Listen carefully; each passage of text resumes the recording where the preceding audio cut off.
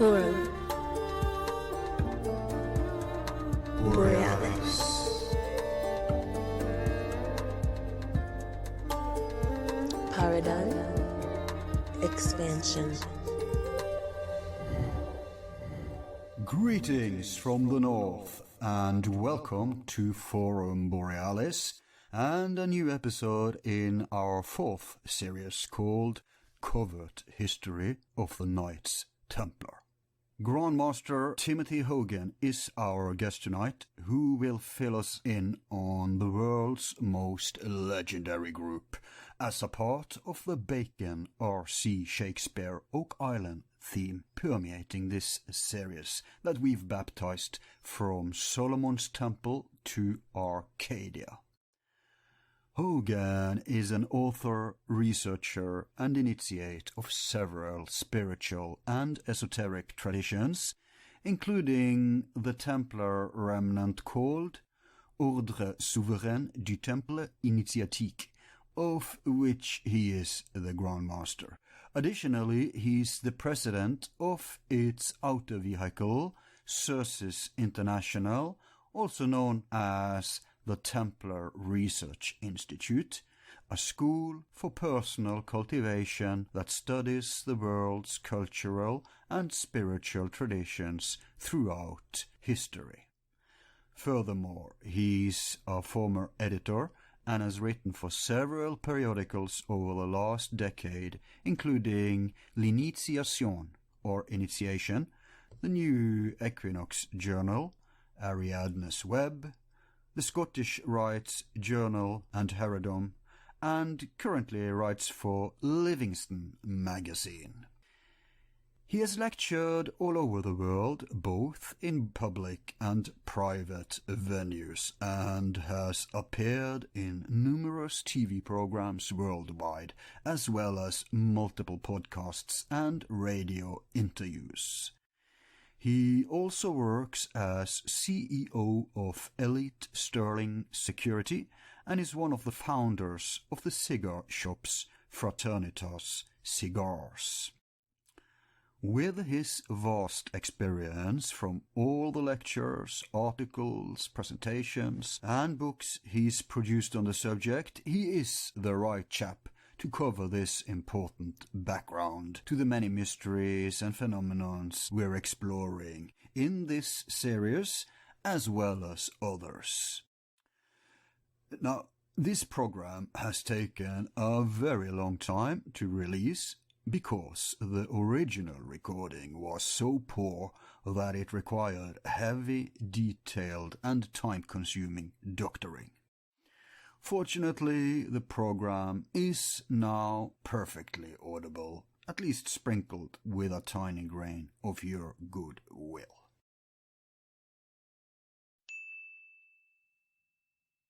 Welcome to the forum, Timothy. Thank you, Al. I'm happy to be here. Yes, and we're very happy to have you. You are actually our first listener-suggested guest.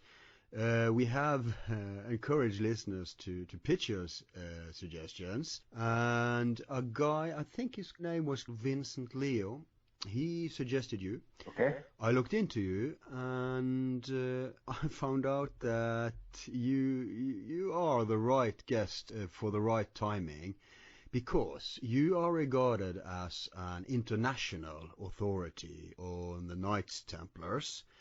And we've had a couple of programs already where they've been lurking in the background, so I think it's high time that we're addressing them in their own show.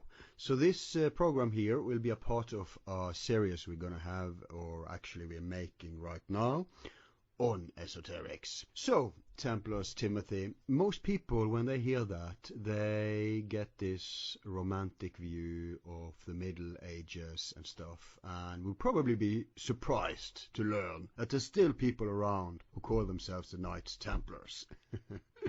Yes, very much so. Yeah, depending on where you come from, when you hear Templars, most people either think of knights searching for the Holy Grail, or they think of crusaders in the Holy Land trying to defend pilgrims or they may have all kinds of other wild ideas. Right. Yeah, those associations are there, but I've noticed that people often approach the templarism from different perspectives. Some people regard them as bankers, which I guess we can make a case for that they were one of history's first bankers. Some people regard them as spiritual, esoteric, occult. And some people, I guess, look at them more as a political force. Now, when you present these, because you are having lectures on templarism, right? Correct. So when you present it, what is your perspective? How do you pitch the Templar approach?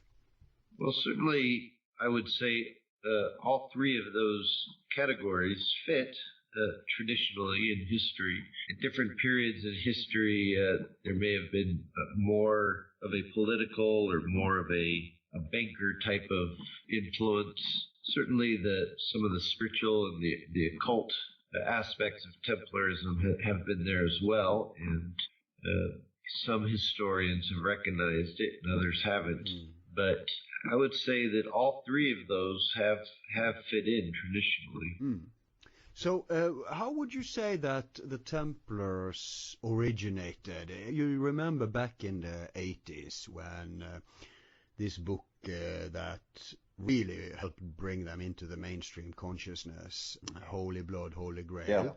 And there was this fad around the Prière de Sion, which many literally believed, even though it's kind of debunked, at least connected to the guy they interviewed.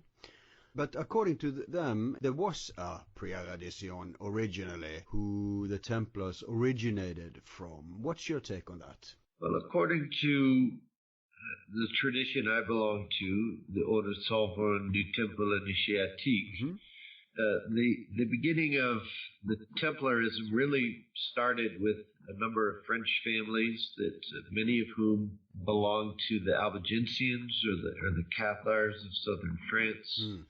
Certainly, there were Gnostic and Kabalistic families.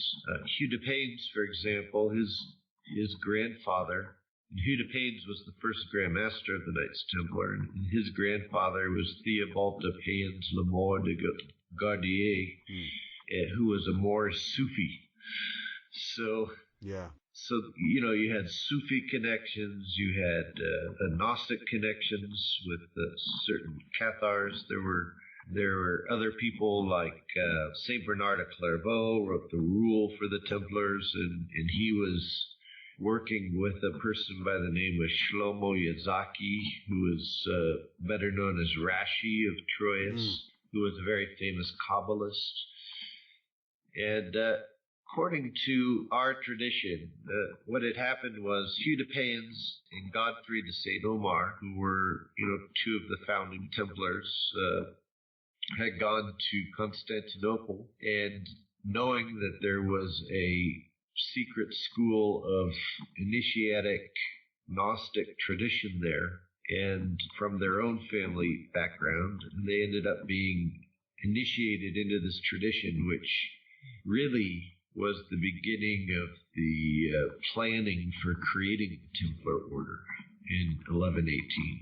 Right. So you would say that the Cathars, they were present before the Templars then, because many of the Catharic families joined the Templars. Yeah, that whole region of the Languedoc of southern France was, between the Cathars, the Albigensians, it was just rife with Gnostic, and still is, Gnostic traditions. And places like, Troyes, for example, which was, where the rule of the Templar was made and everything else, was an alchemical center, and it was, these ideas were flourishing there. And so it was like a free thinker area. Correct. Okay. So it's not maybe far-fetched to assume then that many people associated with the Templars, in order to try to maybe gather an alternative power bastion to the Catholic hegemony? I think that's fair to say. Yeah, there was while even though the Templar order appeared outwardly as Roman Catholic and worked under the Pope, it's known that they were practicing secret Gnostic thought and were associating with other Gnostic groups, both within Europe and within the Middle East itself. But this was before the Vatican turned their guns on their own Europe, on their own area, and started to purge, the alternative thoughts within Europe. This was when they still had a focus on outer enemies. Obviously, it's typical in history. You first crush your outer enemies, and then you turned inwards, which is also what's happened here. But a mainstream historian would say that the Templars were founded in order to help crush the resistance in the Holy Land so they could take over. So the question is, how much of this was a real reason and how much, because there's many perspectives. Some think that this was the agenda, other things that it always was an alternative agenda. Some think that when they came to the Holy Land, that's when they got in touch with alternative currents, like you mentioned, Sufism and stuff, Gnosticism. Yeah. Others say that no, the intention of the Templars was always to get to the Holy Land, to find something.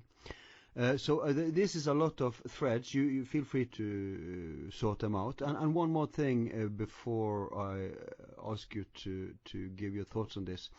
There is also this suggestion that they were related to other groups that we maybe mentioned pre-Redemption, but you also have Catholic orders that have been associated to the Templars. For instance, the Hospitallers.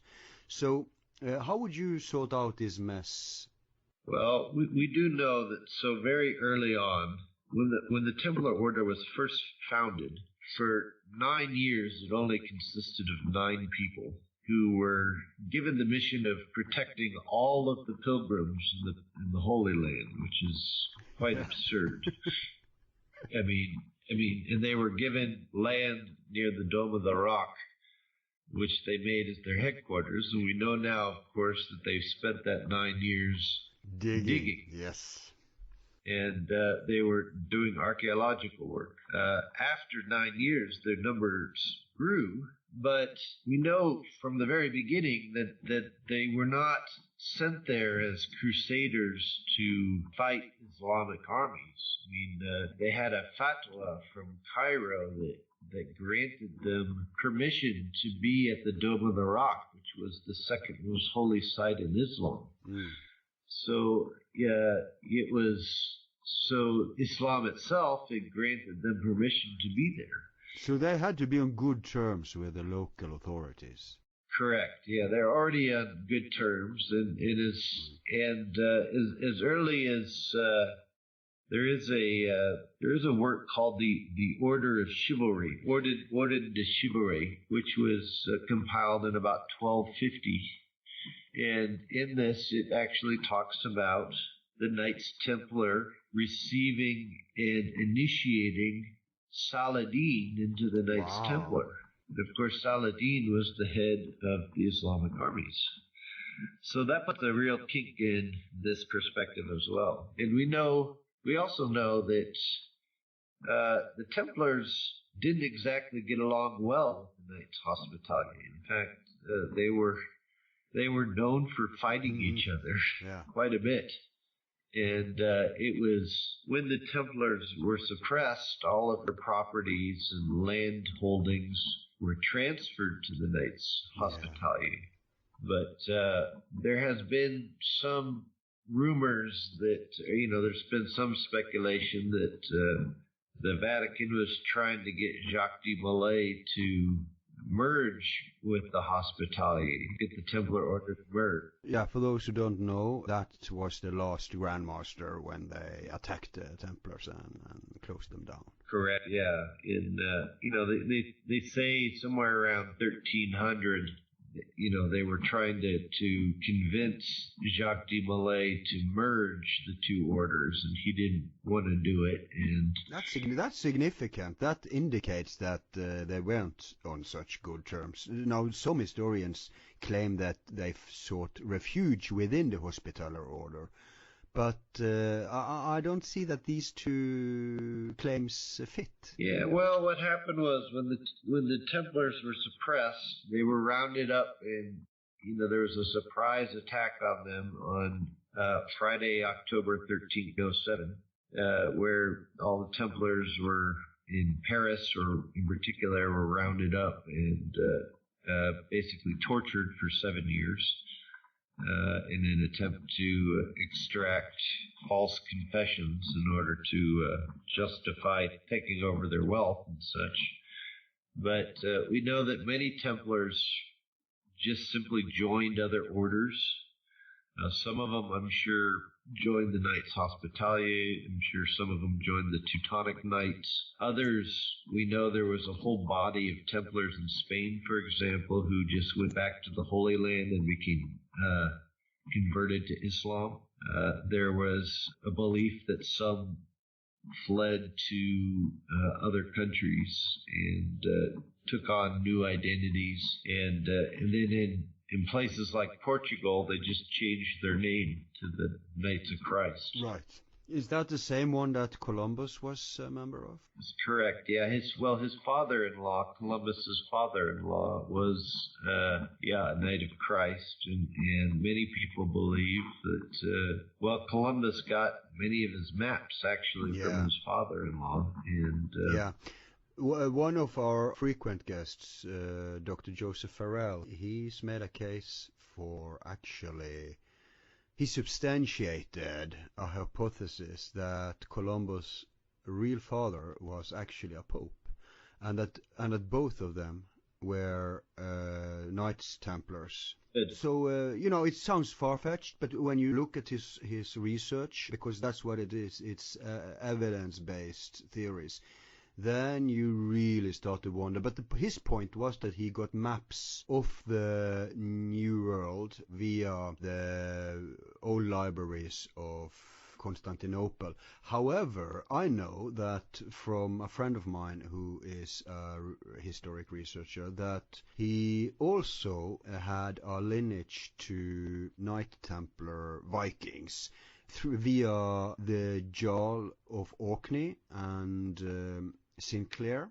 He was married to that family. Yes. So he could have gotten maps of America both from the Vikings and from the old Byzantine libraries. That's true. And, it's worth pointing out that Hugh de Paynes, for example, the first Grand Master of the Knights Templar, he was married to Catherine de Sinclair, who was the cousin of Chrétien de Troyes, who wrote the very first Grail legend. Right. So there's a connection there. Well, what about the Cistercians? Many claim that Cistercians were also behind the founding of the Templars. Yeah, so that's a good question. So actually, you have again, one of the founders the person who wrote the rule for the Templars was Saint Bernard of Clairvaux. Saint Bernard, along with Hugh, the Count of Champagne, started the Cistercian order, and Hugh, Count of Champagne, was also one of the original 9 Templars. Right. So we have these two people who were involved in the creation of the Cistercian order, along with Peter the Hermit, and they were also involved in the creation and guidance of the early Templar order. And so, at least according to my tradition, the part of the job of the Templar order was to go out to the Holy Land and to other places and seek out the different traditions that, were passing on this earlier philosophy, these earlier philosophies, these Gnostic philosophies, these Pythagorean philosophies, and these Hermetic philosophies, and to seek them out and to gain as many documents as they could and texts that they could of these philosophies and bring them back to the Cistercian order, whose job was to translate. Okay, so the Knight Templars were like an action group on behalf of the Cistercian in the beginning. Yes, yeah, pretty much. Yeah, I mean, when you figure in people like Rashi of Troyes, who was a very famous Kabbalist and friend of Saint Bernard of Clairvaux and others, the legend is that the Templars were actually finding all kinds of different documents, bringing them back to be translated and, by different people. In fact, even according to traditional rabbinical teachings, for example, there was a rabbi known as Rabbi David Joseph Chaim Azulai from the around 1750s. And according to his writings and other early Kabbalists, there was a belief that the Kabbalistic texts of the Zohar and the Sefer HaBahir were actually found by Templars in the Holy Land and brought back to Jewish communities in Spain to be translated. Right. So, could this have contributed to the free-thinking atmosphere of Toledo?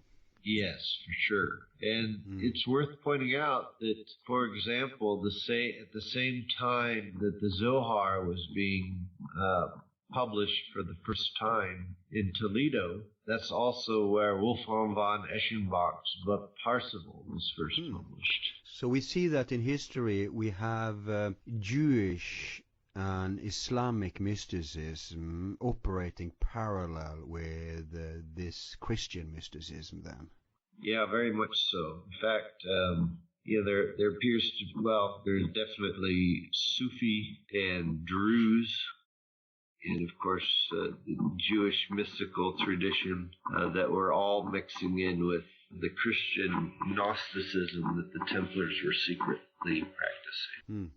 But what about the assassins or the Hashashins? I mean, often when we are confronted with Templar lore, they are pointed out as someone who the Templars, not only, in mainstream history, they are portrayed as enemies, as elite soldiers of the Catholic army and the Saladin army. But maybe the Pope didn't have that much control, because even mainstream historians, some of them admit that there may have been some exchange of secret information between these groups. What's your take on that? I'm sure there was. The Templars were associating with many different groups, both according to these traditional groups themselves and the Templar tradition. I mean, for example, the Druze that primarily exist in Lebanon, they have traditions talking about the Templars working with them in the Middle Ages, and Templar traditions like myself, like my order, continue to have close relationships with the Druze to this day. So they're a Gnostic group that venerate Pythagoras and Hermes as prophets. So and pass on Hermetic and alchemical and Hermetic doctrines and Pythagorean doctrines. Those interests are still there, and so there were other groups. I mean, there's records of Templar associations with the early Copts of Ethiopia, and the Sufi, and certainly the Hashishin. I mean, the Hashishin, obviously they get a bad rap in our modern world because it's believed that of course, this is where the term for marijuana comes from, and also the word assassin. Yeah, you think of the word hashish. Correct. But But actually, a more correct belief, the more correct Arabic version of the word basically means wisdom. It's another word for knowledge, divine knowledge. It's another word for gnosis. Right. So it's really, one belief is that they were Gnostics themselves, but of course the way they operated was, rather than have a bunch of armies fight each other and hundreds and hundreds of people die, the Hashishin would just go and take out the leader secretly, privately, and then that would be the end of it. Very cost effective. Yes, very much. I wish we could conduct modern wars like that. Yeah, that's right. So, yeah. Wouldn't have all these refugee problems, would we? That's exactly right. Yeah, it was very quick and simple, and so they were very much feared because of that. But from their perspective, they were saving thousands and thousands of lives. Yeah. By just taking out one person. No wonder they got a bad rap, because it's the leaders who actually have something to fear here. Of course. So they would demonize them. Of course. But I see that, like you said, it's completely unrealistic that they were, at least originally, and intended, the real intention was to fight. And if they get down there, it's obvious that they would benefit from making a lot of positive connections to secret groups.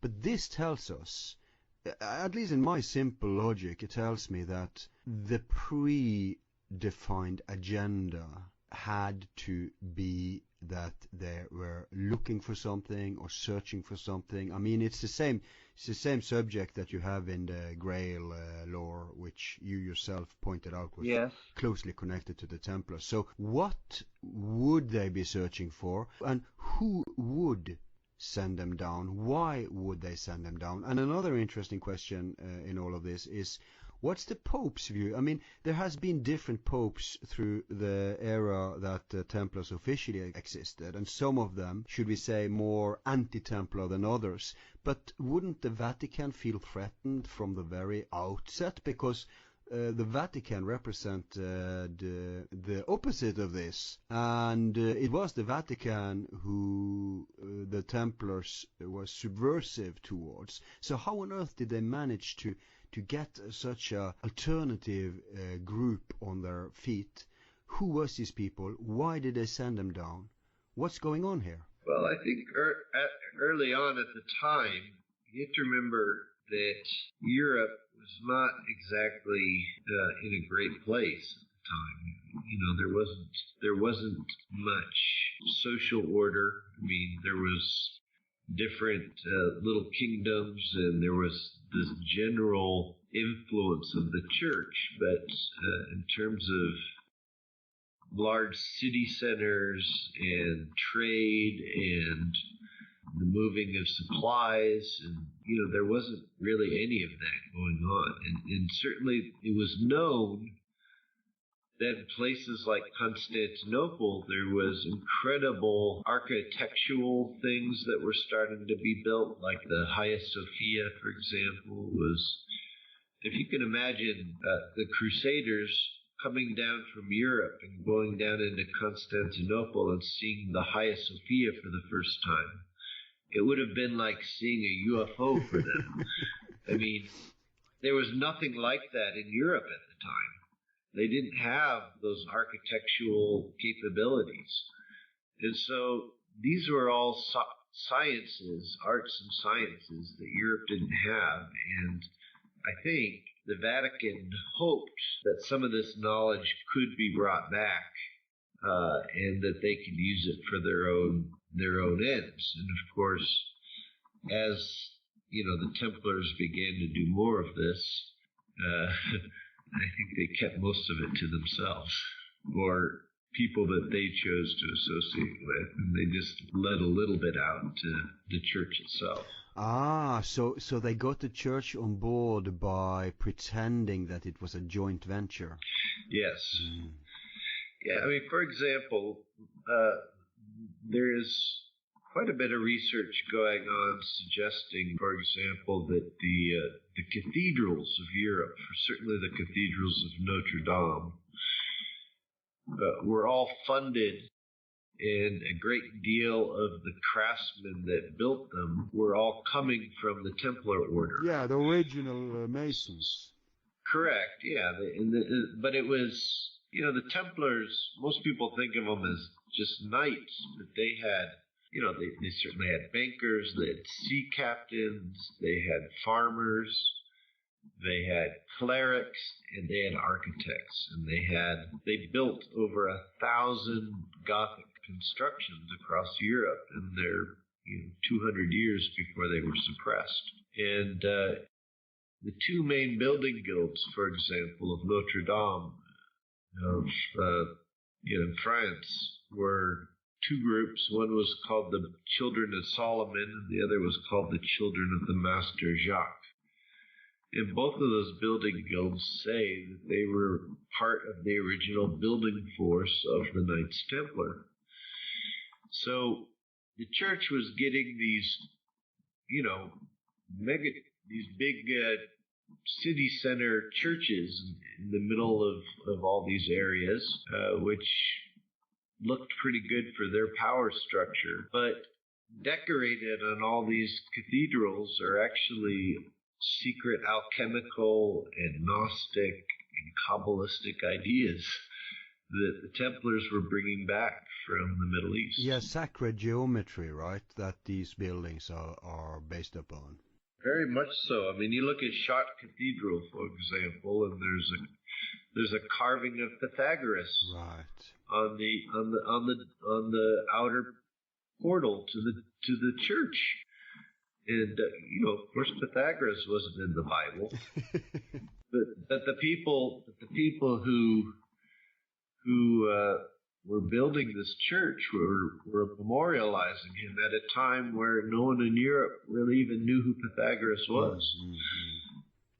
Well, no wonder that one of the popes derailed a crusade to Constantinople, Istanbul, Byzance, because, like you said, they saw all these wonderful achievements, and they wanted some. But it is interesting that the bankers in Venetia, Yes. that Venetia is more or less just a loot, a booty from Istanbul, Constantinople, and many people,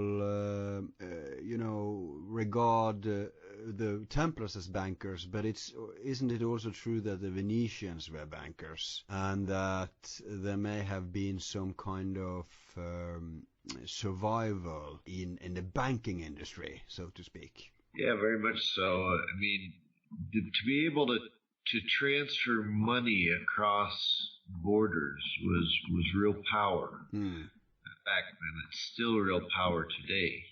And back then, that was a power that allowed you to control kings and provinces, and so there were a number of, for example, the crusade that the church did against the Cathars of southern France. I mean, the people make it very romantic, like it's about, they were trying to get secret treasures of the Cathars or whatever. But what it was really about was, it was a land grab.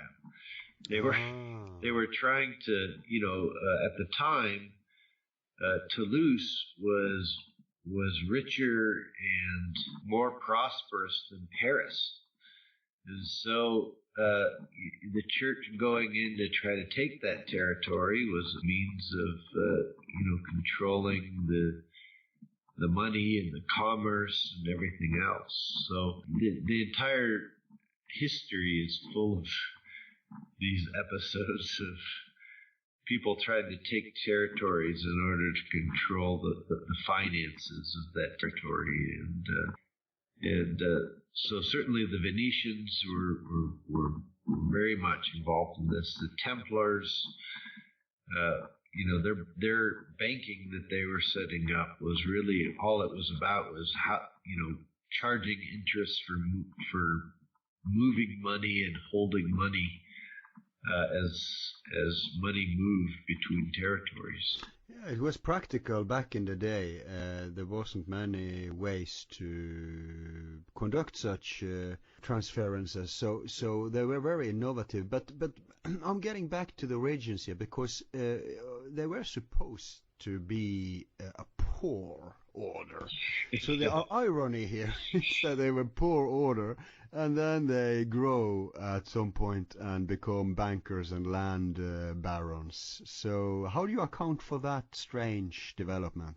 Well, one of the things that happened was anyone who joined the Templar Order renounced their property and their money over to the order. And so even though the knights themselves were said to own nothing and would have everything provided to them by the order, technically speaking, the order was quite rich, and noblemen would make huge donations to the order. And then the order also, it would charge interest for holding money and for transferring money for people, and it made more money that way. And so they were known to actually loan money to kings and everything else towards the end. In fact, Philip the Fair of France, who was one of the people who was instrumental in trying to suppress the Templar Order, many people believe part of the reason why he tried to, he did succeed in suppressing the Templar Order was because he owed the Templar Order a bunch of money for loans he had taken from it. So plus he was allegedly a rejected applicant too. He was. That's correct. Yeah. Now, how he got the Pope in on it is another story. I guess maybe he promised him spiritual hegemony. Well, there's some historians that have accepted the fact that Philip the Fair orchestrated getting that Pope on the throne to begin with, because he had assassinated a previous Pope, and so he was kind of a terror. And so he got someone on the throne that would do his bidding, so to speak. So, but let's get a little clear timeline here. Officially, they are founded when? Officially, they're founded in 1118. 1118, and officially, when were they banished? Well, they were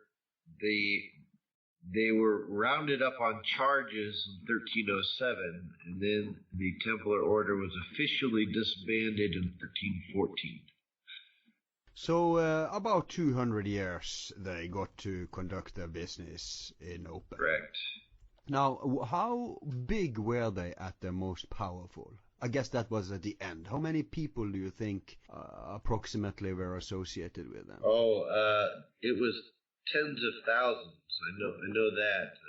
There was they had become pretty much the first multinational corporation.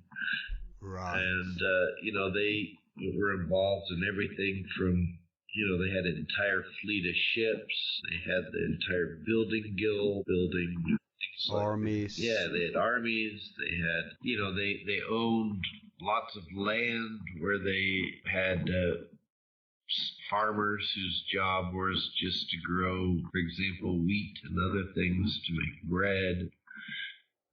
They were, and then of course they were transferring money and. But all of these, well, obviously, such a big venture. Any huge corporation have many daughter corporations, or should we say branches or arms, and the same goes for the Templars. Now, our approach here, that we began with, was a little more mystical, so they also had like a spiritual branch. Yeah. And for all intents and purposes, it seems that that's also the intentions of how they came to be. Now, I asked the leading question that we haven't explored too much, and that is, who are these people who are behind? Because there has to be they didn't just dream this up. They had to have an agenda. That means that they had some previous knowledge. Not only must these people who founded it, like Hugues de Payne, Peter the Hermit, Saint Bernard Clairvaux, not only did they have an agenda and a knowledge, but it indicates that they must have been associated to an even older kind of tradition or philosophy or chain of insight. And when they send this, what I call the action group, down to the Holy Land, starting excavations and stuff, they must have been looking for something. So should we just go to the heart of the matter right here and now?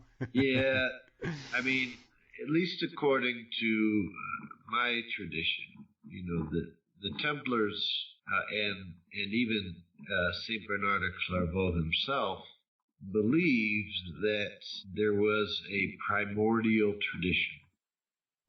There was an ancient tradition that had passed on certain spiritual and technological ideas, and that it had become fragmented across many lands. And so the goal, the raison d'etre of the Templars, if you will, was to seek out these different traditions that were a part of this original primordial tradition, and to re-assimilate the teachings and the philosophies, and if they were holding on to certain sacred artifacts or believed technologies and manuscripts, to acquire them and to bring them back to Europe.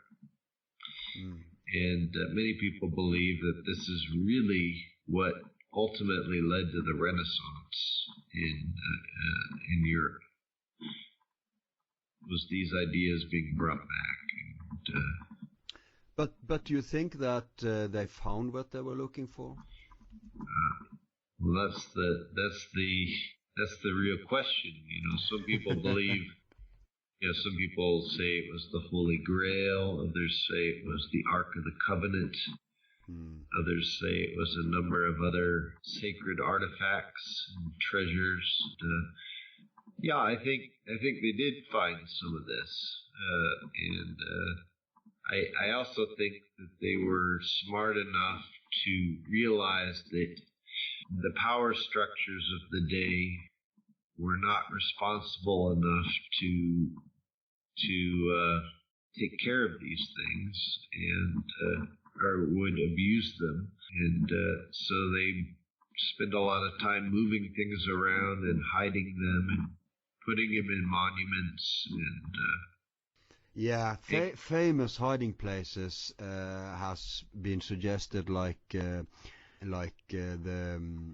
Rosslyn Chapel. People believe stuff has been hidden there. People believe that stuff has been hidden in southern France, especially in this place, Rennes-le-Château.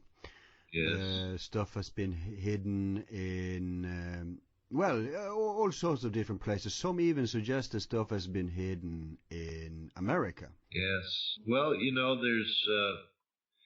there is a Templar tradition that has said that Templars were traveling here to the Americas, and they were trading with Mayans, for example. And there's a group down in there's a group called the White Indians of Darien, who are in Panama. And what they are is they're a tribe down there in Panama that are Caucasians that have been existing down there for centuries, before Columbus. Yeah. And of course, one of the theories is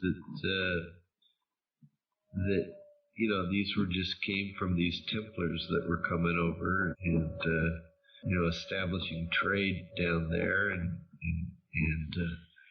some of their wealth may have actually come from gold and silver being brought back from the New World. So.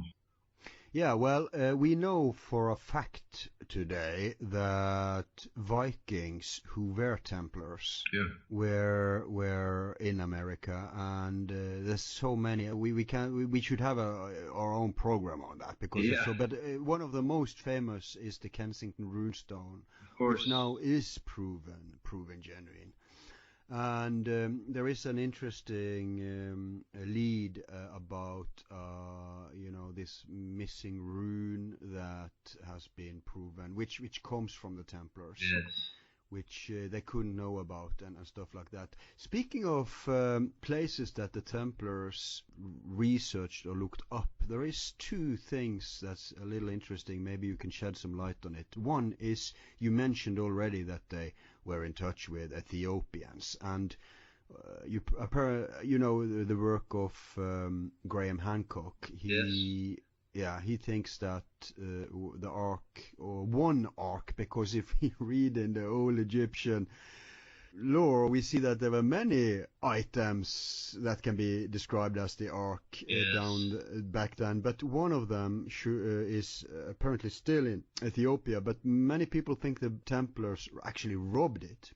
And another interesting connection that can't be overlooked is I'm not sure if it's called the Mandeans, but there are worshippers of Saint John. That lives in John the Baptist, that lives in southern Iraq, or they used to do until the invasion. And we also know that the Templars, like the Masons, held the John tradition, especially in high esteem. Correct. So something's going on here. Yeah, in fact. Yeah, and not just the Mandeans, but the Cathars also had this secret John tradition. I mean, in fact, one of the texts that the Cathars were accused of protecting was a book called the Questions of John, which was believed to originally come from the Bogomils. But it was a Gnostic text that emphasized both John the Baptist and John the Evangelist and John of Patmos, and kind of passed on this secret tradition related to John. And did they regard these three as the same person? They regarded them as aspects of the same archetype. Right. Yeah. So they in a way they did. I mean, it was and the reason why was because the Greek John is Ioannis, and Ioannis has an emphasis on the Greek letters I, O, and A, which were the Gnostic name for God. So, in fact, there's an old Templar seal. An old Templar Abraxas seal that was found in some of their documents that has the Gnostic figure known as Abraxas on it, along with the letters I, A, and O. And it's because of this. It was the secret Gnostic name for God, but it was also within the name Ioannis or John. Isn't that a fish god or something? Yeah, Oannes was the fish god, yeah. So, and interestingly, the fish god Oannes and John the Baptist both had the same feast day. So, so there's probably a connection there. Yeah. Well, this fish god has some very interesting aspects, but we won't go so much into that now.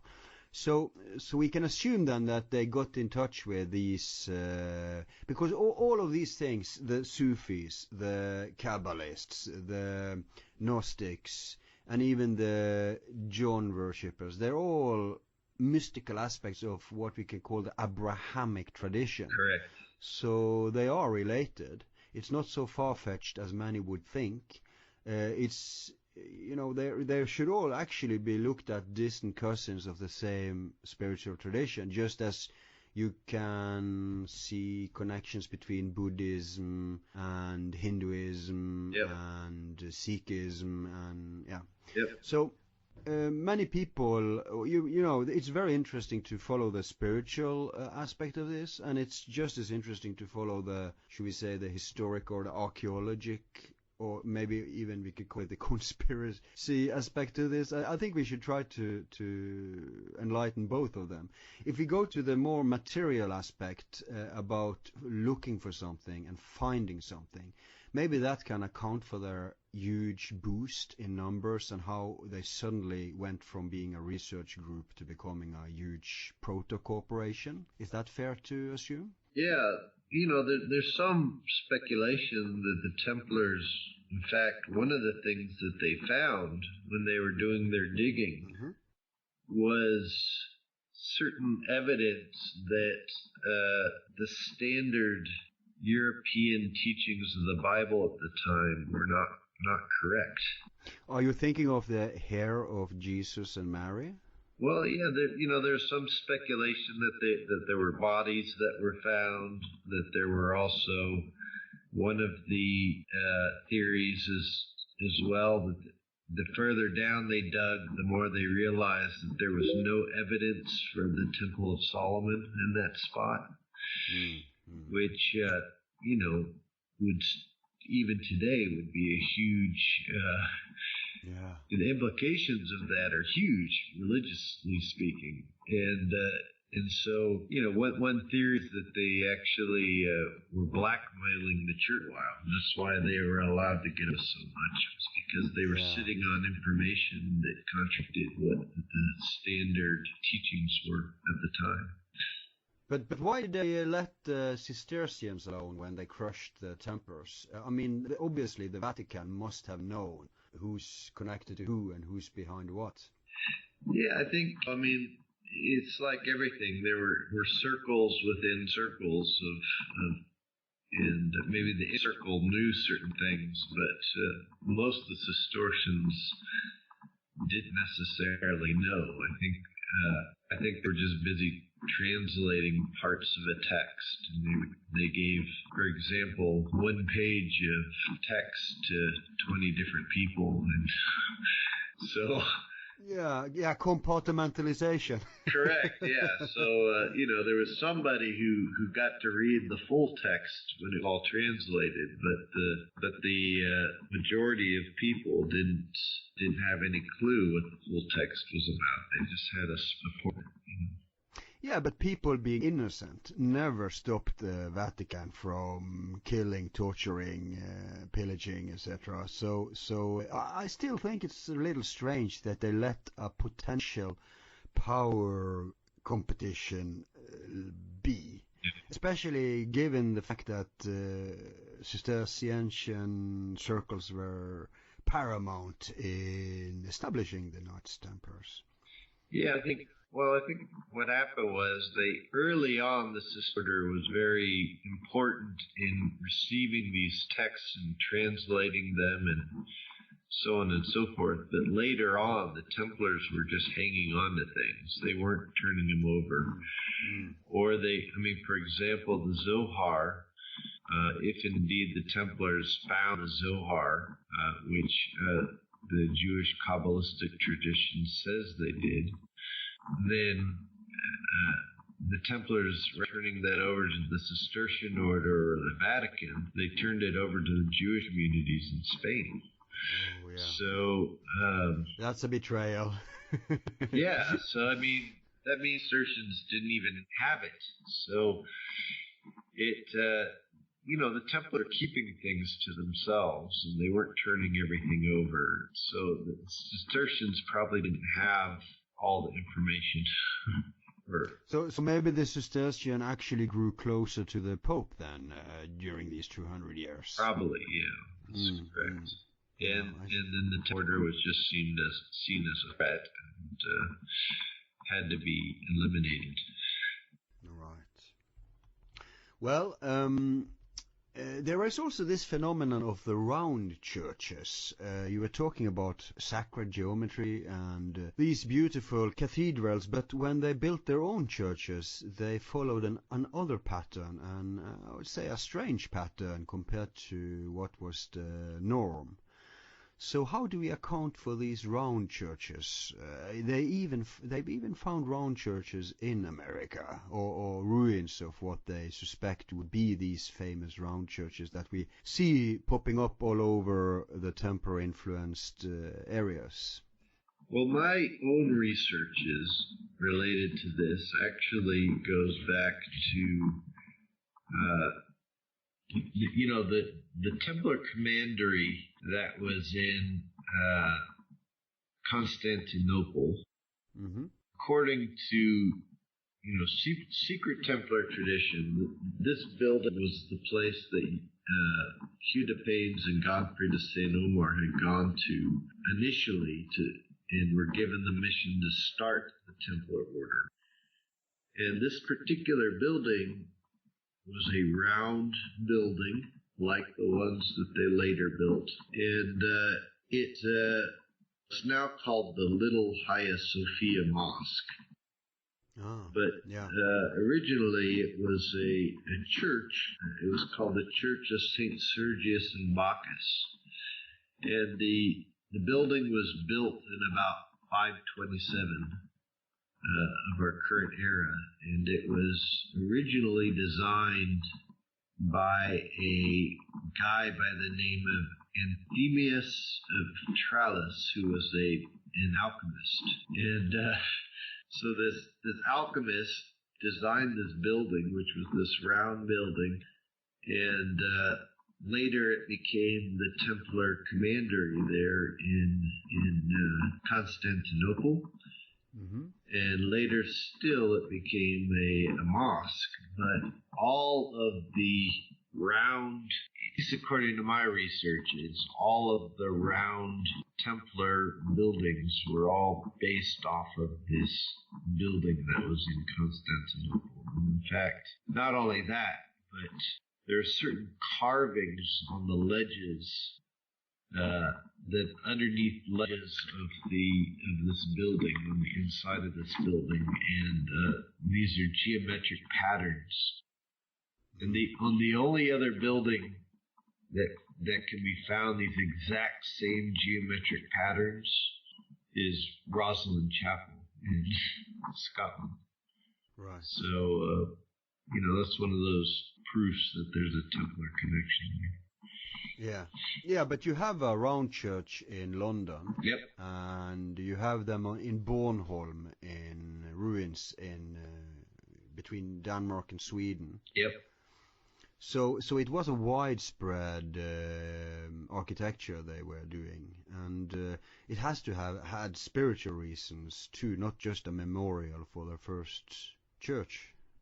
Yeah, from what I can gather, it started out as based on an octagonal design floor plan, Right. And then it became rounded.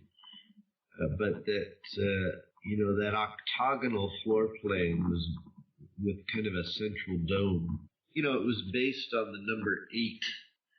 Yeah. And that number 8 was significant because it represented what in the Gnostic tradition was known as the Agawad, or the 8th sphere of consciousness that was beyond this world. And to the Gnostics, it was no coincidence, for example, that if you take the name Jesus in Greek and you transfer every Greek letter to its numeric value and then add up those numbers, the name Jesus adds up to 888. Right. And to the Gnostics, this was proof that he represented the Agawad, or this 8th sphere of consciousness that was beyond this physical world. Yeah, this eightfold numerology or arithmosophy is better to say is an old tradition. We find it in the eight-petaled flower or rose, the holy sacred blossom, the Eleusinian mysteries and stuff. So these are old things, and it indicates that the Templars actually did well. Either they got connected to old traditions, or at least they researched it and rediscovered it and perpetuated it. Yes. Yeah, and I believe there's enough between the architecture they were building and the things that they were carving and the groups that we know they were associating with to suggest that, yeah, they were trying to research into these early mysteries. And some of this knowledge they were bringing back with them into Europe. So we see here a picture, because we've been throwing out a lot of names, and to most of our listeners, I'm guessing many of these names are very obscure and unknown, but I think we can see a bigger picture here, and that is that for whatever reason they did connect with older traditions and they brought them back to Europe, but after they got crushed, they had to find new pastures, and like you said, many of them fled and re-emerged within existing alternative groups. But many people believe that they also actually went to... I mean, you said the Renaissance was brought about from this. Yes. And...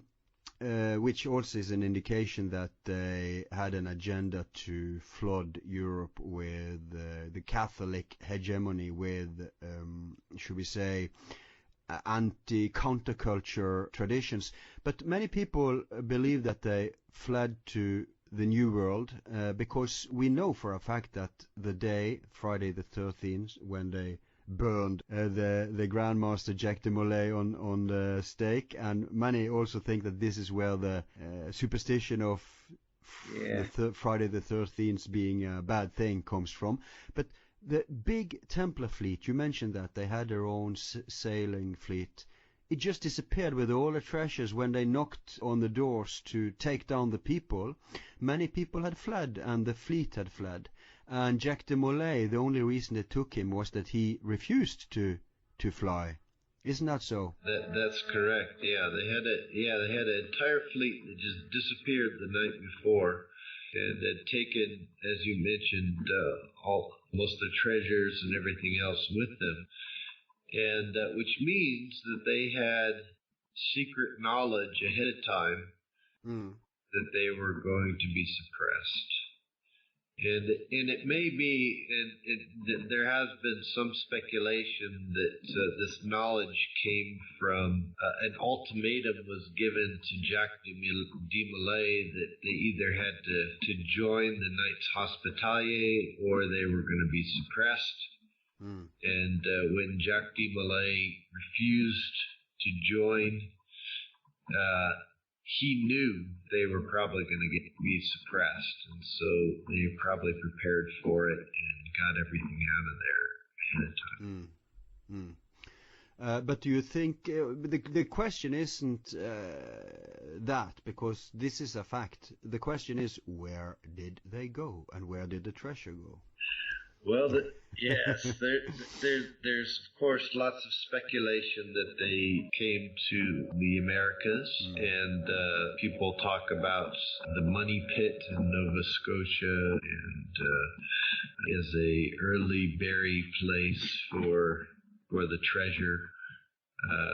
There are Indian tribes, indigenous Indian tribes in the United States that to this day still talk about their early associations with the Templars.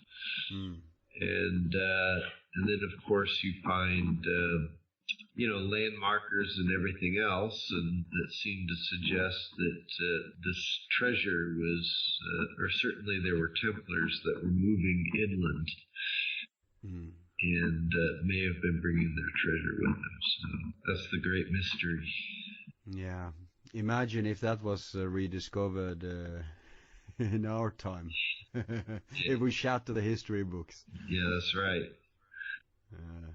I'm rooting for that. Yeah, there is a tradition that has suggested that these treasures, rather than all being buried in one place, were buried in many different places, with the idea that that way there's no one group of people that could grab onto it and have absolute power and abuse that power.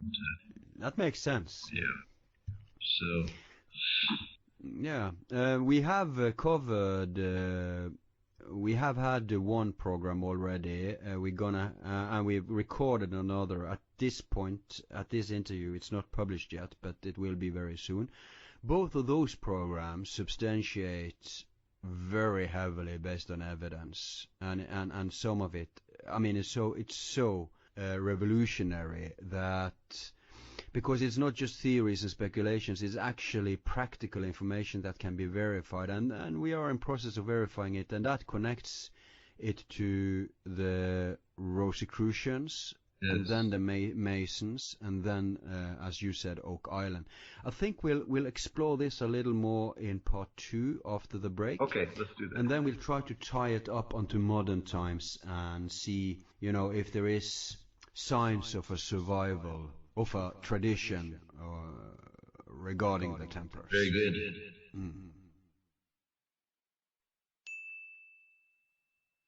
All of our files are free and will remain free.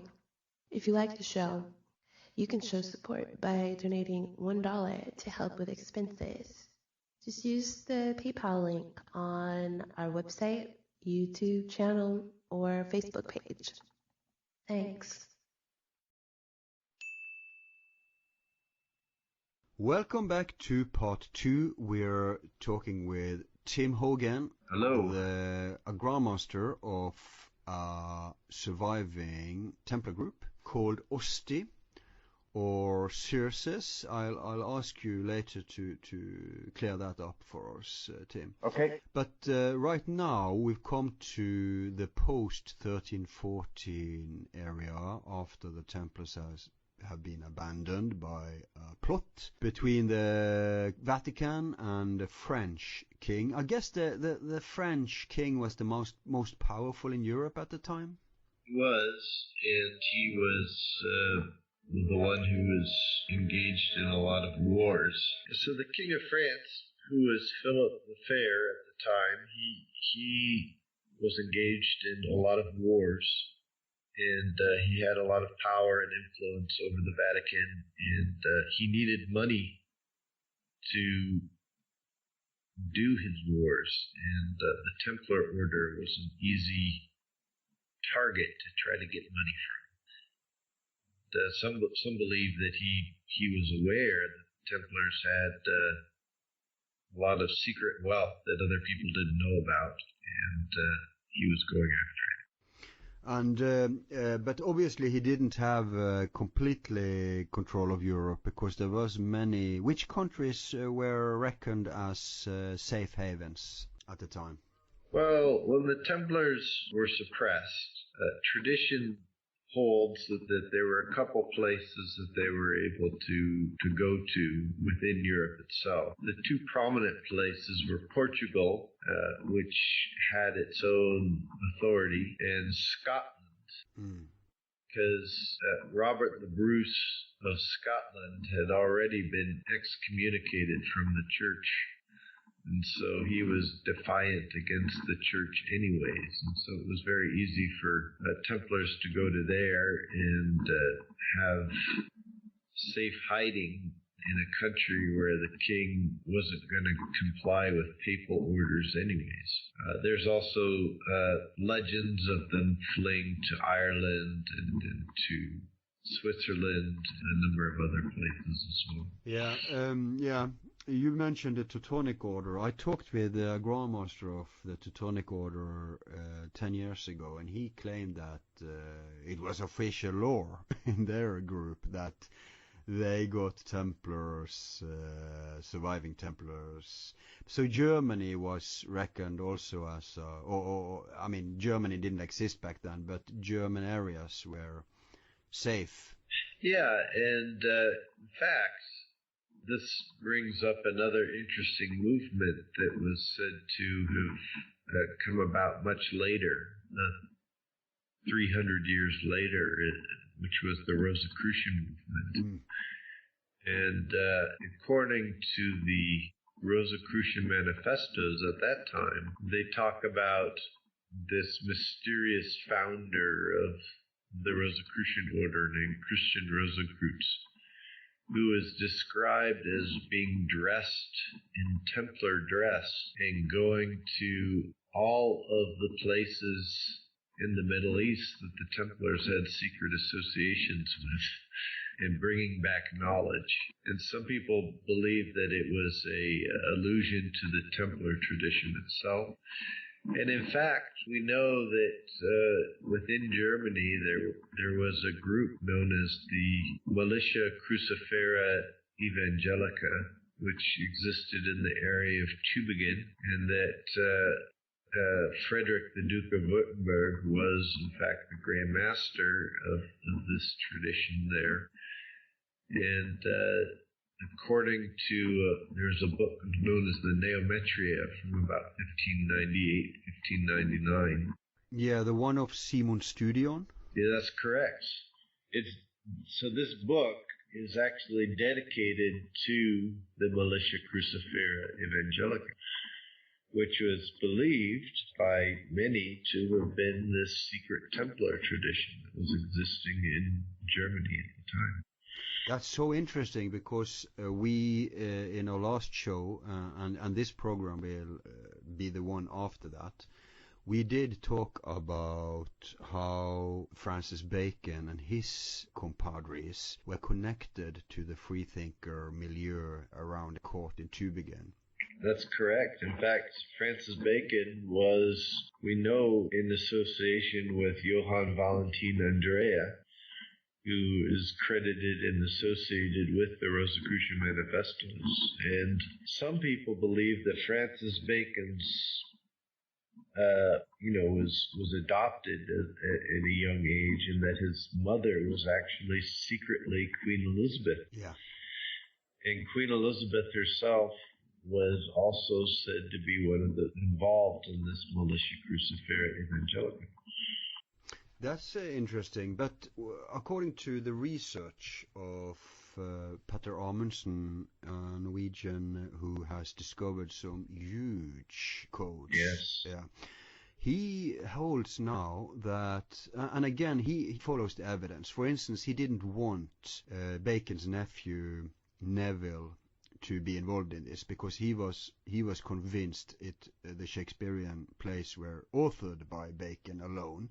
But when he was confronted with some codes that a brilliant scholar named Brenda James discovered, he had to admit that Neville also was involved, and he himself found codes indicating also Neville. Now, the reason I'm mentioning this is that in the same vein, he discovered that King James was involved in this project. I'm not saying that all of these people sat down and wrote Shakespeare, but the Shakespeare plays were a part of the new instauration of what the farmer actually claims, the new era that was coming of enlightenment. And people he has found was involved was King James and Ben Jonson and a lot of others. And he thinks now that what they did was to bring sacred Templar artifacts from Scotland and over to the New Scotland, Nova Scotia. Okay. And so obviously these 300 years that has gone from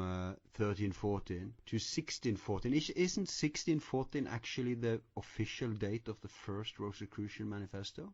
Well, it is, but as early as 1603, Queen Elizabeth held a ball in which she had Inigo Jones, who you mentioned, design the costumes for the ball. And one of the costume designs was named A Rosy Cross. Wow. In which, so there's this Rosicrucian reference in Queen Elizabeth's court prior to the release of the manifestos. Yeah. We find examples of the symbol too in earlier times. For instance, you mentioned the Islamic connection. Yeah. Yes. There is this great autodidact, I think he was, Belgian a mystic called Sir Hieronymus, who wrote about Islamic roots of RC. And we found that there were some Sufi groups that used the symbol of the rose and the cross. Yes. But if we see then that in these 300 years, not only did Templar survive separately, like something here, something there within different groups, Knights of Christ, Teutonic, etc., but there must have been a core of guardians who actually had artifacts like the menorah, because you can see, when you see the codes in, for instance, the Tomb of Shakespeare, you'll see it's directly they mention the ark and the menorah.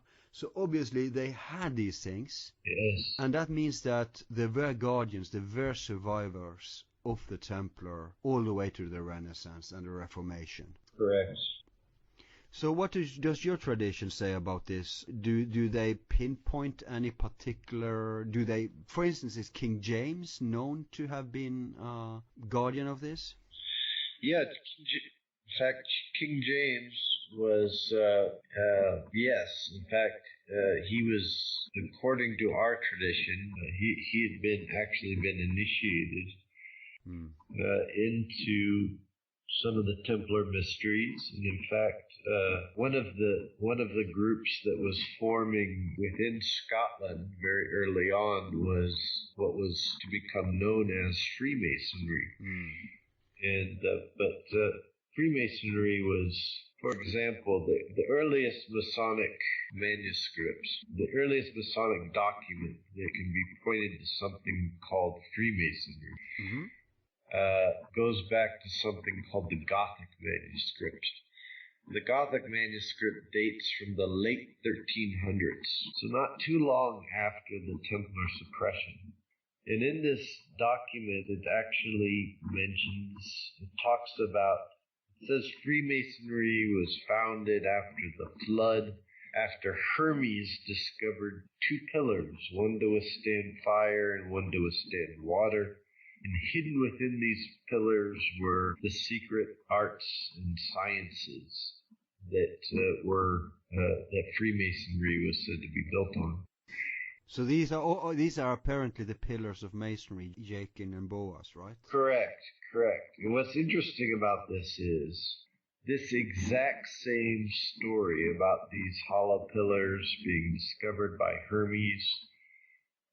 The only other place where you find that exact same story prior to 1300 is with the Druze in Lebanon. Wow. And of course, that's part of their myth and their veneration of Hermes as a prophet. And of course, in the Rosicrucian manifestos, they talk about Christian Rosicrucians going to Lebanon. Right. And learning these things there. And so all of these things tie in. I mean, for example, at the Hagia Sophia itself in Istanbul or former Constantinople, all you have to do is look at the ceiling, the side ceilings. Yeah, I've done that there. It's beautiful, yeah. Yeah, and there are rose crosses that are depicted there. And they come from...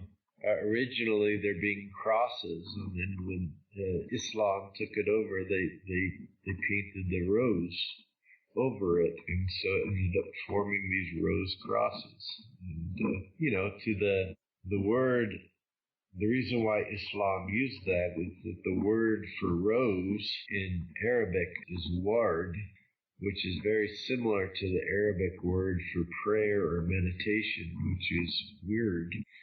And so it was the rose itself was a symbol for meditation. Yeah. I guess the Druze, did they call Hermes for Idris? Is that the word they use? That was the Sabian. Okay. So in the Quran, it talks about the people of the book, which are Jews, Christians, Muslims, and Sabians. And everyone knows who Jews, Christians, and Muslims are, but very few people know who the Sabaeans were. Well, the Sabaeans venerated Hermes as a prophet, and so the Muslims just said, look, you can keep worshiping Hermes, but you now need to call him Idris. And the Sabaeans said, okay, it's fine. That's a good deal.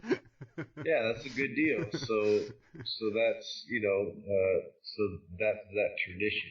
Some have suggested that the Mandeans, both the Mandeans and the Druze, came out of the Sabaeans.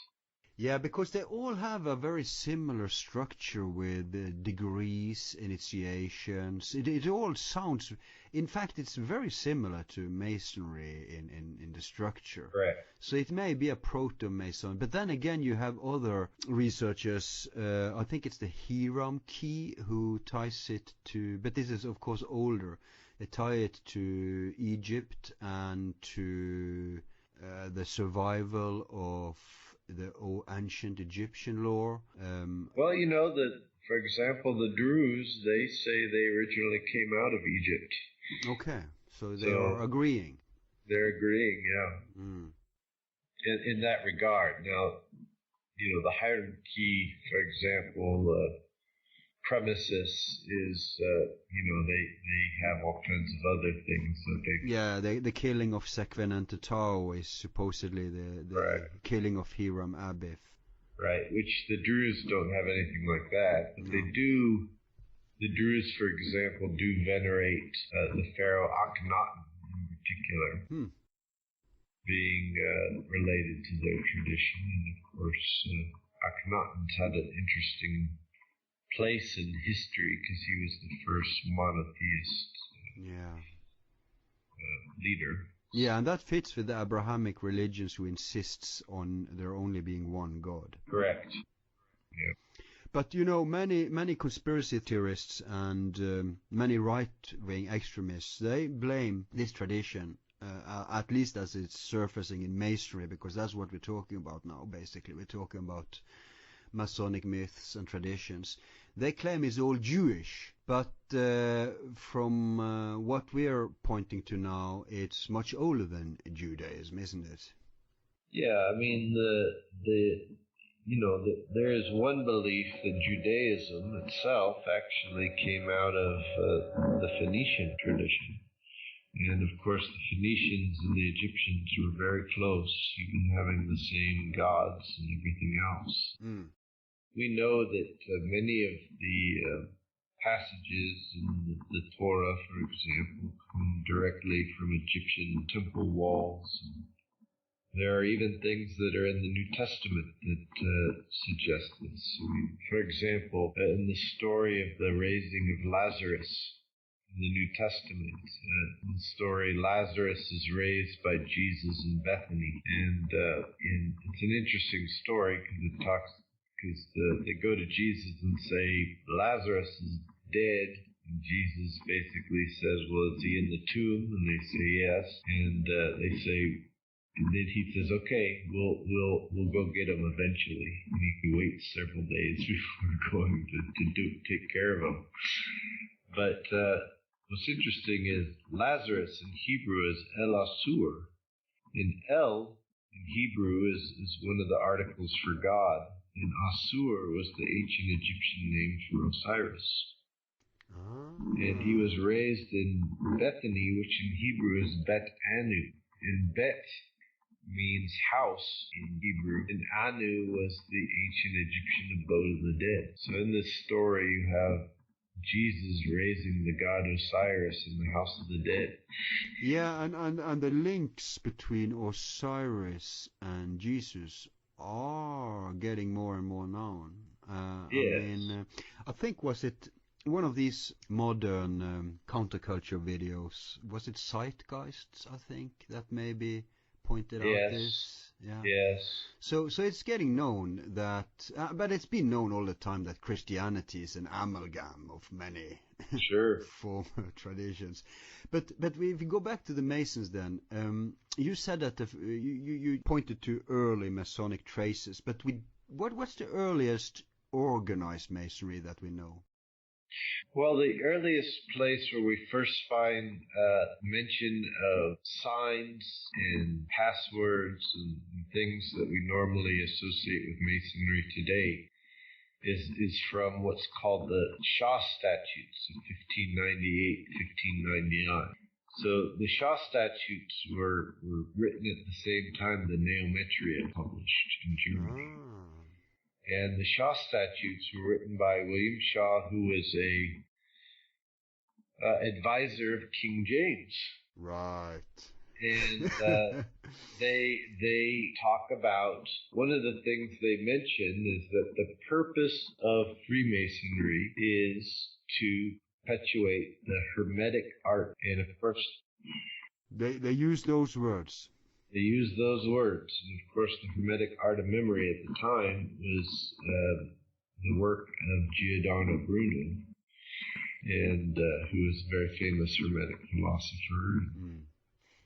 Burnt on the fire by the Catholics. Yes, that's correct. He was burnt at the stake, just like Jacques de Molay. So I see a very... I mean, it can't be too comfortable for you, being in a tradition where all the grandmasters are burnt alive. Yeah, well, I guess you accept that as part of the job. Going down in a blaze of glory. Yes, of something. Yeah. Well, I read somewhere that... No, I wasn't read. I was told this. This is very obscure, but I think the listeners will find it a little interesting. In this tradition, a Western esoteric tradition, Egyptian, they had the opposite thing than, in India and many places they burn people when they're dead. But the opposite is the norm here. They want to preserve the body because, according to this tradition I'm citing, they think that when you die, you need a lot of time to adjust to the new state of consciousness, because it's a shock for the body not for the body, for the consciousness to be, not being expressed through the senses anymore. And in fact, agreeing with the Tibetans that the ears are the last sense to stop working. Now, my point is here that the Catholics, when they raided and they took all this old sacred knowledge when they built their church and their religion, and of course they burned a lot of stuff out on the market, but they had their own copies in the Vatican. They had their own knowledge that was kept to themselves. And and here's the conspiracy theory, that they knew that by burning someone alive, they would shock them so much that in the consciousness that when they reincarnated, yes, they would be confused, so that they couldn't come back. Because if you burn enlightened people, the hope here is that you disconnect them from coming back in even more enlightened than before. Yes. So that burning people was actually not just, one thing is to smack them down, but then it's to adding insult to injury, is to burn them, is trying to destroy, quote unquote, their soul. Of course you can't destroy a soul, yes, but to disrupt it. Sure. Your thoughts about that? Well, I wouldn't be surprised. I mean, there are references to reincarnation arguably within the New Testament itself, for example, the disciples go to Jesus and they say, Jesus, we've heard John the Baptist, we've heard that the prophet Elias has come back. And Jesus says, he has come back, but people don't recognize him yet. And it says, and then the disciples understood he was talking about John the Baptist. Right. So the implication is that John the Baptist was the reincarnation of the prophet Elias. But we know that there was certain reincarnation ideas in the early church, and that for whatever reason they changed that. But privately, they were probably aware of these ideas, and something having to do with. Well. Actually, this is interesting. Even though the church eventually propounded the idea of reincarnation, which was very strong in Europe before Christianity became the state religion, but actually they never officially banned that doctrine. Yeah, that's true. So if you want to be like a bureaucrat about it, you could still be a Christian and believe in reincarnation. Of course. No, I mean a Catholic and believe in it. But back to track here. So we have the Masons then, and 1598, you say, they have some organized clues. That's even before the Rosicrucians. Now, according to the research of the Swede Daniel Ronstam and also the separate research of the Norwegian Peter Amundsen, both of them have found that the Masons was behind the Rosicrucians, because many people believe that the Rosicrucians came first probably because of the founding of the United Grand Lodge was much later. But they think that the Rosicrucianism was a project within these proto-Masonic circles. Is this in accordance with your tradition? Well, my tradition has suggested that, look, there was the Templars, and they fled to different places, and they had to take on new identities in different locations. Mm. And in Scotland, for example, they became Masons, and in Germany they became Rosicrucians. And eventually those Rosicrucians in Germany were also associating with these Masons that were in Scotland and England, because it was all the same tradition. It just had gone under different names. And then meanwhile in France and other places, the Templars continued to exist just under the Templar name, privately, secretly. So, and in Portugal, they continued to exist under the name of the Knights of Christ. But these were all the same tradition, that they just adopted different names in different places based on what was needed to survive. Yeah. Because there are many groups existing today claiming to have genuine Templar lineages. Yes. But maybe that can account for them, because if what you just said is correct, then there would be many different groups claiming to be genuine.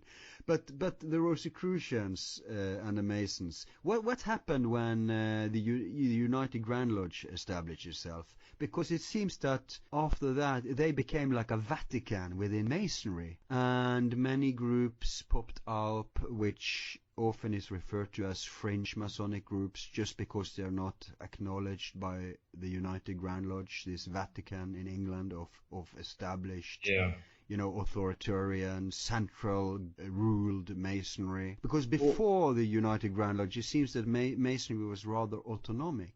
Yeah, well, I mean, for example, in Scotland, the Grand Lodge of Scotland doesn't tell lodges how to do their ritual, because most of the lodges existed prior to the formation of the Grand Lodge.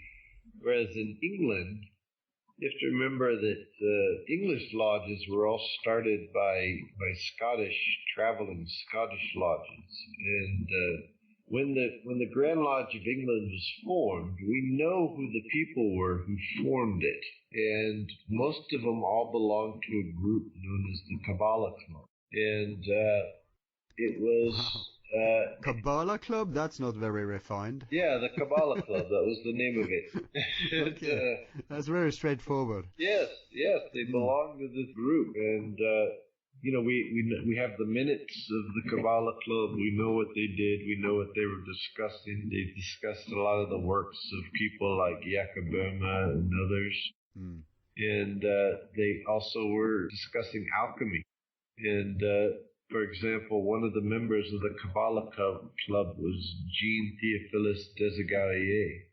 And Desaguliers is the one who restructured the degrees under the Grand Lodge of England. And he's the one who many people believe created the current third degree of Freemasonry. And he was also best friends with Sir Isaac Newton. And they used to do alchemical experiments together.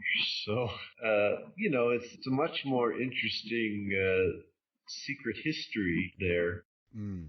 And but after 1717, when the Grand Lodge of England was established on St. John the Baptist's Day, it kind of set itself up as the authority for all masonry in the world. And that's pretty megalomaniac. I mean, if anyone should do such a Vatican move, it should be the Scottish.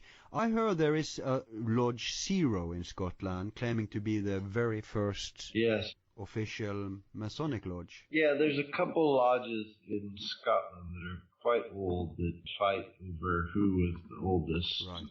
Kilwinning is one of them, and Melrose is one of the others.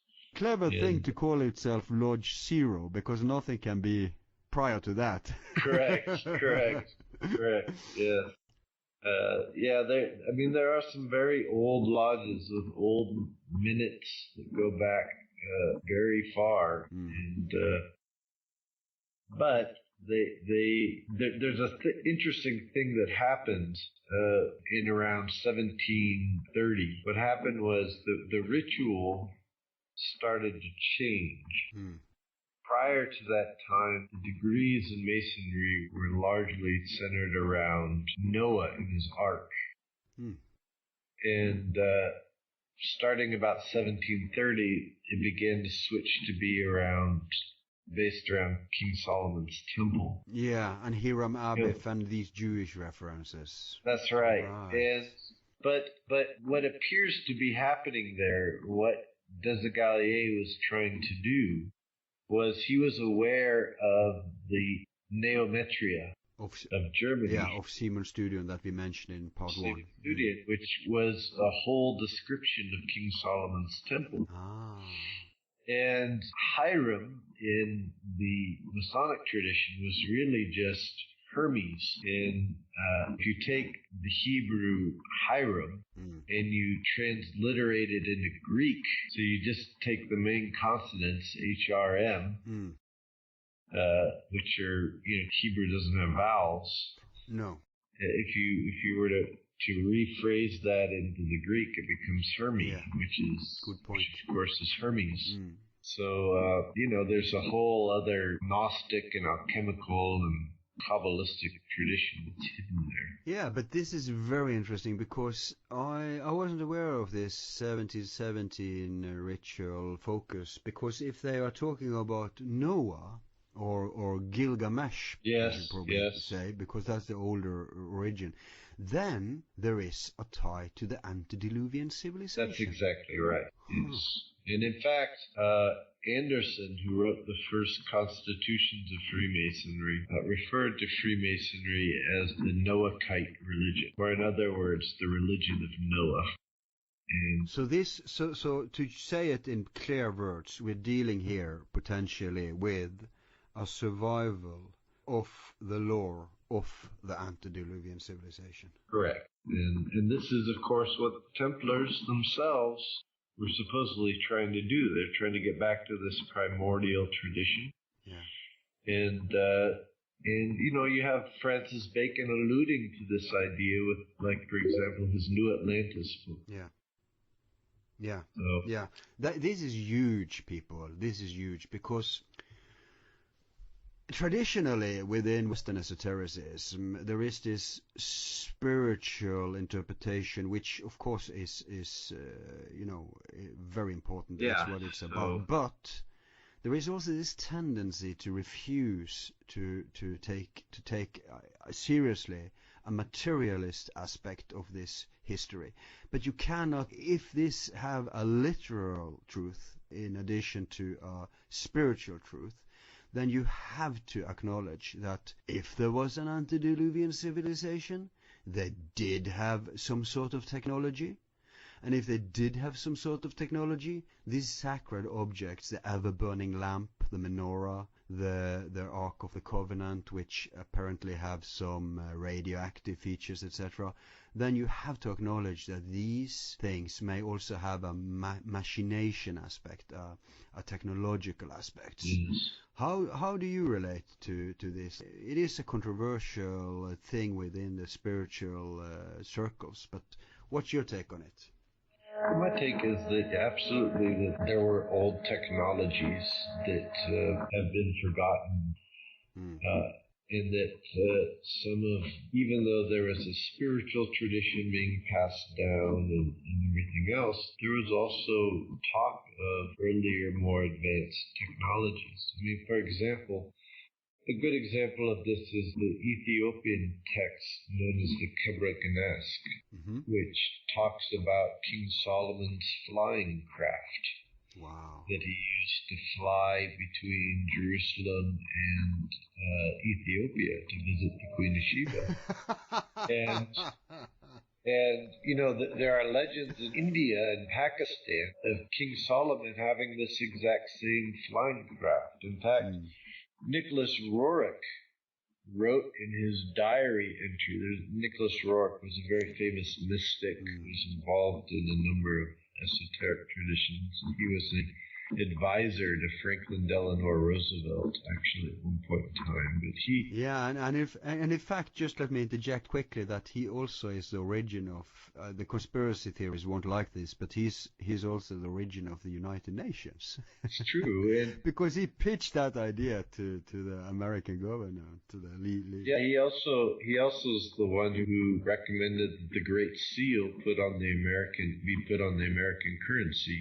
Yeah. But he was he recorded in his early diary entries of seeing a flying, what we would now call a UFO, and in his own diary entry, he talks about how the locals, when he was in traveling through Asia and he saw this, the locals said, "Oh, that's just King Solomon's flying craft." So these low Pakistan had the exact same story as the Ethiopian Coptics had. But when you are saying India and Pakistan, are you referring to Jewish or Christian groups in these countries, or are you referring to Hindu? Yeah, he didn't specify. He just said the locals.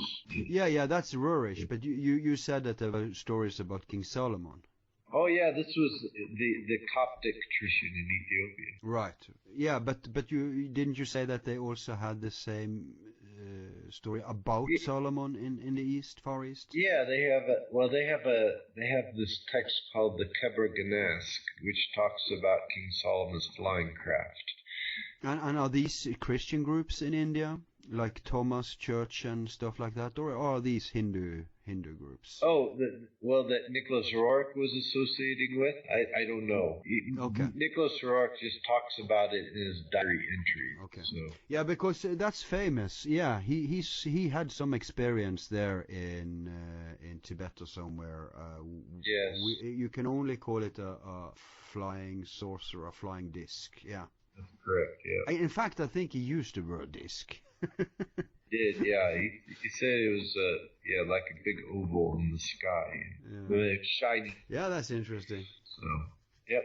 So we can assume then that, you know, if you want to take all this seriously and literally, there is, and in esoteric, there is often double or triple meanings of things. So it wouldn't just be a spiritual tradition; it would also be a historic tradition. Well, if you take even Francis Bacon's New Atlantis book itself, he talks about this mysterious culture that was referred to as the College of Solomon. It had all of these technologies, and they knew the entire world. No one knew of their existence. And in the story, it says they got all of this from this book that was given to them when they noticed there was this giant flying thing in the sky that looked like a cross. So they rowed their boat out to it, and it had some sort of force field that kept them from coming any closer, and then it spit a book out to them.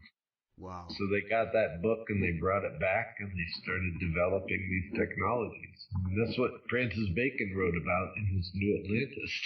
So, you know. Wow. And we have seen that brilliant minds who were associated with this tradition invented That's right. innovative technology, like Da Vinci. He was very early That's out. right.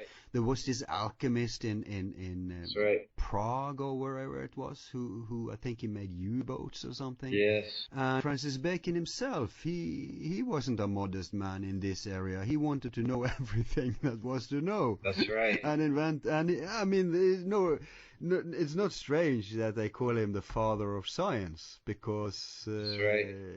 he went. So it can't be coincidental that people who are associating with this philosophy scientists, let's call them that. Yes. It's a term I picked up from Walter Bosley.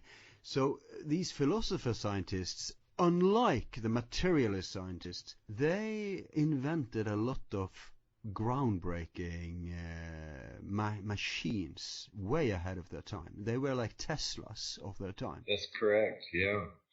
I mean, Da Vinci himself, for example, Leonardo da Vinci, he designed the lock system that was eventually used on the Panama Canal. I mean, he was so far ahead of his time in terms of the things that he was coming up with. In fact, there's a great story when he figured out how to make scuba gear.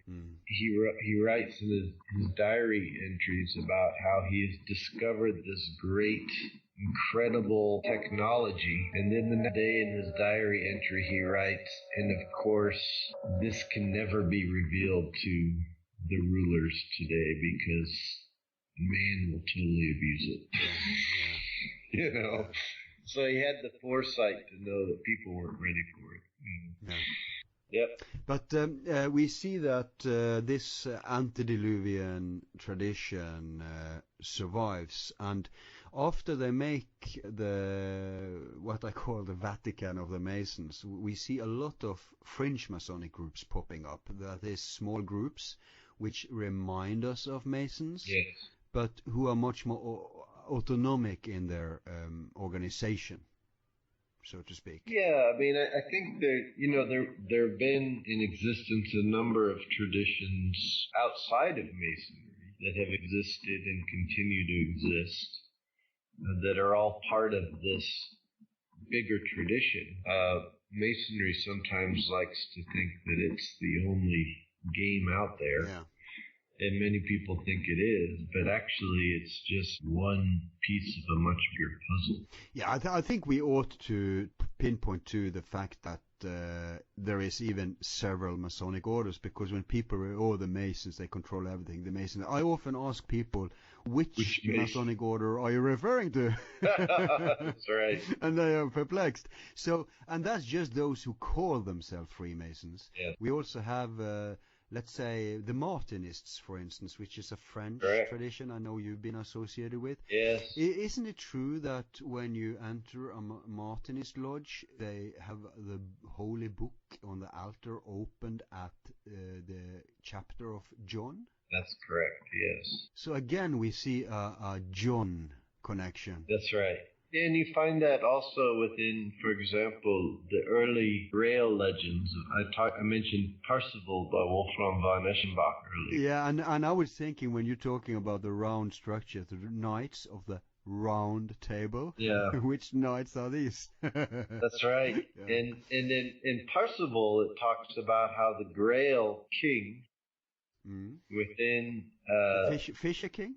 Yeah, the Fisher King. So in the story, Parzival actually becomes the new Grail king, and his brother and the Grail maiden end up getting married, and they go off to India to form a new kingdom. Wow. And they name the son John, and it says that thereafter all of the kings of this Grail kingdom assumed the name of John. Huh. And so there's another example of this John thing showing up.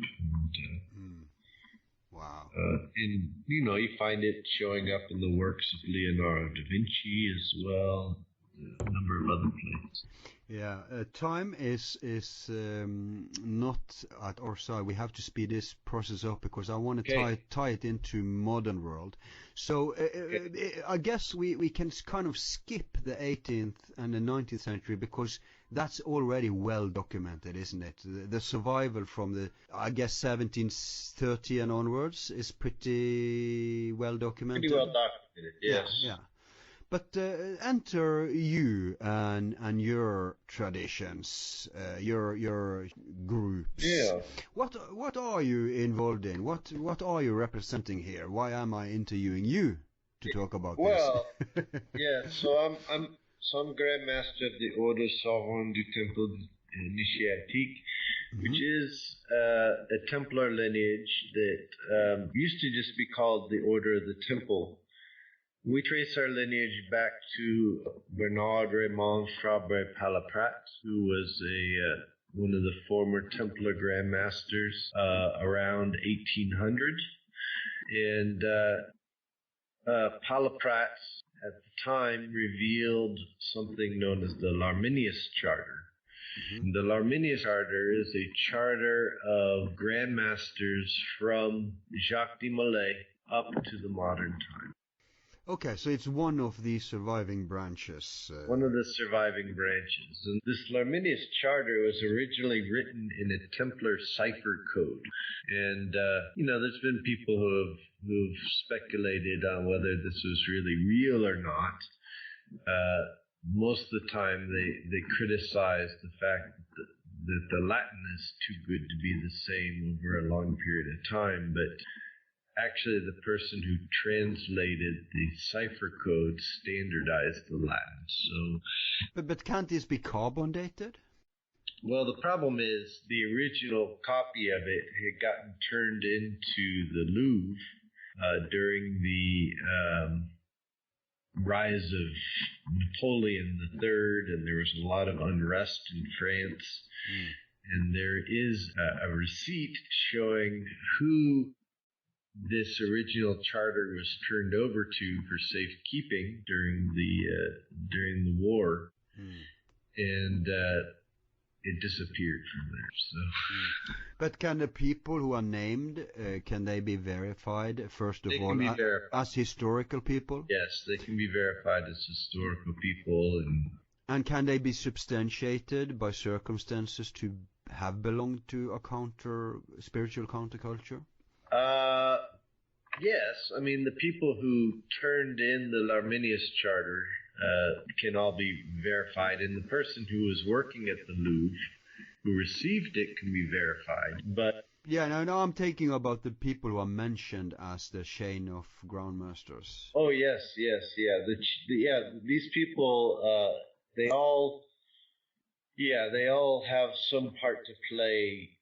Historically, you can verify that they were all secretly passing on, some of these Gnostic philosophies, for example, and alchemical traditions, and Hermetic thought, and Pythagorean thought, and they were big endorsers of this. You can find it traces throughout history and up to Bernard Raymond Fabre Palaprat. And so my lineage came out of that. And then what happened was in about 1960, it was determined that there was there needed to be from about 1960 on a new wave of Templar influence in the world.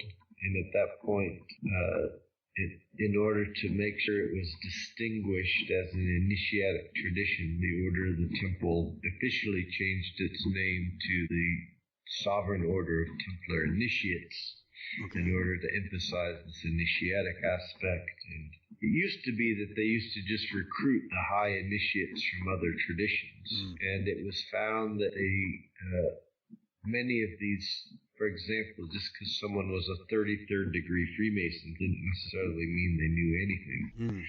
Well, that's still the condition today. That's right. So in about 1980, the Grand Master at the time, who was known as Raymond Bernard, who was a very famous esotericist in France, Yeah. He established an outer organization known as Cistercians International as a school to bring initiates into, to make sure they understood everything that they needed to know prior to being considered for the Osti. Because they weren't learning it elsewhere. Yeah, and the Osti is then in kind of the inner group of Cistercians. Correct. So if they are educated in Cistercians and they know the basics of esoterics, then they can enter the Templar initiate, correct. the Osti group. Yeah, they're considered at that point, and they have to be sponsored. But then they can be brought into the Osti, where there's private teachings in the temples. There's two curiosities I want to mention at this point. First of all, Raymond Bernard that you just mentioned, which incidentally sound a lot like Bernard Raymond that you mentioned before. By the way, Bernard Raymond, was he living in the traditional Qatar area of France, south, Toulouse? He was. In fact, he had a house in Courdes, France, which is not too far from Toulouse. And, he grew up in Courdes, and there are Templars to this day, for example, who still continue to live in his house. Right. So there are old families there which are connected to Qatar and Templar traditions. That's right. Still surviving. Okay. Still to this day. So this Raymond Bernard, I have a question about him, but I want to say a couple of things. First of all, for those who doesn't know, he's also the father of the leader of a new Rosicrucian group called Amorc, probably the most famous of them. Yes. And so again, we have a link to the Rosicrucians here. But it's funny because this chap, Raymond Bernard, he actually sent me, for many years ago, I incidentally came in touch with him, and he sent me a book, a French book that I was looking for, and I lost my copy in, of all places, in Glastonbury. Yes. After I visited the Chalice Well. Good. And so he sent me his copy of the book and wrote me a very nice greeting in a sleeve, in a cover of that. So he after he came on my good side after that. He was a very generous man. So when I discovered, when someone suggested put you on, and I researched you, and I checked, wow, you got ties to Raymond Bernard. That's a good sign. That's a good synchronicity. You're a hero of Raymond Bernard. I'm kind of, it's kind of my duty to invite you on then. Good thing he gave you that book. Exactly. He scratched my back. Now I'm trying to scratch his post-mortem because unfortunately he moved on to the other world. But now, my question about him, how did he get connected to this old Templar tradition? Yeah, so he actually wrote about it in a book. He wrote a book called A Secret Meeting in Rome, and which is available. Yeah, he sent me that book also. Very interesting book. Yeah, so... But many people say it should be interpreted symbolically and not literally. Well, I don't know. It is both. It is about an actual historical initiation that he was involved in 1956. Mm-hmm. But there are also symbolic elements throughout it. For example, in the story he talks about being initiated into Templarism with another gentleman. So the two of them were being initiated together, much like the two knights on one horse found on the Templar seal. And he refers to this person he was being initiated with under the name of John, specifically, and he highlights that. Again. You know what I mean? Yeah, exactly. So, this is alluding to that Johannite tradition. And of course, Bernard Raymond Fabre Palaprat in 1804 started the Johannite Church, which continues to exist to this day, which is a Gnostic church, Templar church, and For example, excuse me, is this connected to all these? Today we have the EGC, EGU, EGA, these Gnostic churches that. Yep. It's the same thing. Okay. Yeah, they're all connected. So that this, for example, the AJC is one of these Gnostic churches, the Apostolic Ionite Church, which is a Gnostic church that again traces their lineage back to Bernard Raymond Fabre Palaprat. Yeah, almost all of them have EG in the name, like it stands for Ecclesia Gnostica, I think. Yes. And then you have Universalis, Catholica, Apolostica, etc. Yeah, there's several different ones out there, and they all tend to kind of associate and recognize each other. And so it's a mess. It's a maze. Yeah, and most of them recognize also some sort of Templar connection with them at one point in time. And, so there's, but they all operate independently, but they just kind of recognize each other. Yeah. So there's no Vatican in this area. But what about Raymond Bernard? He was it in Istanbul? I think I remember. I read that he went when he was initiated. Yeah. Very, very cloak and dagger story. Yeah. He underwent a number of initiations. One in Rome, another in Istanbul, which of course is where that little Hagia Sophia mosque is that Hugh de Paynes and Godfrey de Saint Omar were also initiated at. But it's not so little. Why are you calling it little? It's big. Well, it's called the little Hagia Sophia mosque. So it's not the actual Hagia Sophia. Oh, yeah, right. It's another building that's nearby. I'm sorry. Near the Hagia Sophia. Yeah, so it's not you diminishing it. No. it's actually... In fact, it was built before the Hagia Sophia was built. Ah, so it's older. Yes. And today, is that a church today, a museum or a mosque? It's a mosque now. It's a mosque. There's still people who worship there all the time. Yeah, because some churches survived, some were converted to like the Hagia Sophia as a museum. Yeah. And some became mosques. That's correct, yeah. Yeah. So, but the Osti continues to be involved in working with world leaders of different spiritual traditions and esoteric traditions, and trying to promote peace and do the same work that Templars we were doing originally back in the 1100s, of still meeting with different groups this primordial tradition and trying to pass on, protect the philosophies and the artifacts and the technologies. But are you styling yourself as a Christian group? No, we have people of all different religious backgrounds. So you're a non-confession. Yeah, we would. If we had to say something, if we had to pin ourselves, we would say we were Gnostic or Hermeticists. But we also. But we have Muslim members. We have Druze. We have a lot of Druze members. We have Christian and Jewish members. Speaking of Istanbul, that used to be, or it still is actually, is the stronghold of a very obscure Sufi tradition, which reminds very much of Masonry, called the Bektashi. That's right.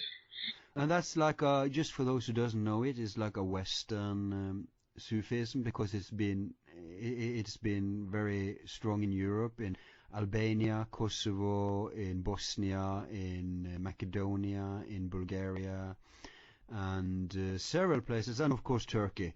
So is there ties there? I mean, if Raymond Bernard was initiated into something in Turkey, I think I smell a Bektashi influence, maybe. Yes, those ties are there for sure. They've continued to exist. We, as Templars, we continue to have association with the Sufi, with the Druze, with certain Coptic traditions, with certainly certain Kabalistic traditions, and then all the Gnostic churches as well. I mean, all of these traditions that are passing on the personal revelation and personal connection with the divine, we continue to have associations with, and we continue to protect. Right. Yeah, well, that is a good thing, that because if it's something that the world really needs, then it's more ecumenical, more cooperation rather than fighting. Because conspiracy theories love to pick on small autonomic spiritual groups, but it's very important, people, to remember, even if there is corruption within Masonry, or if there is corrupted Masons or whatever, remember one thing, people.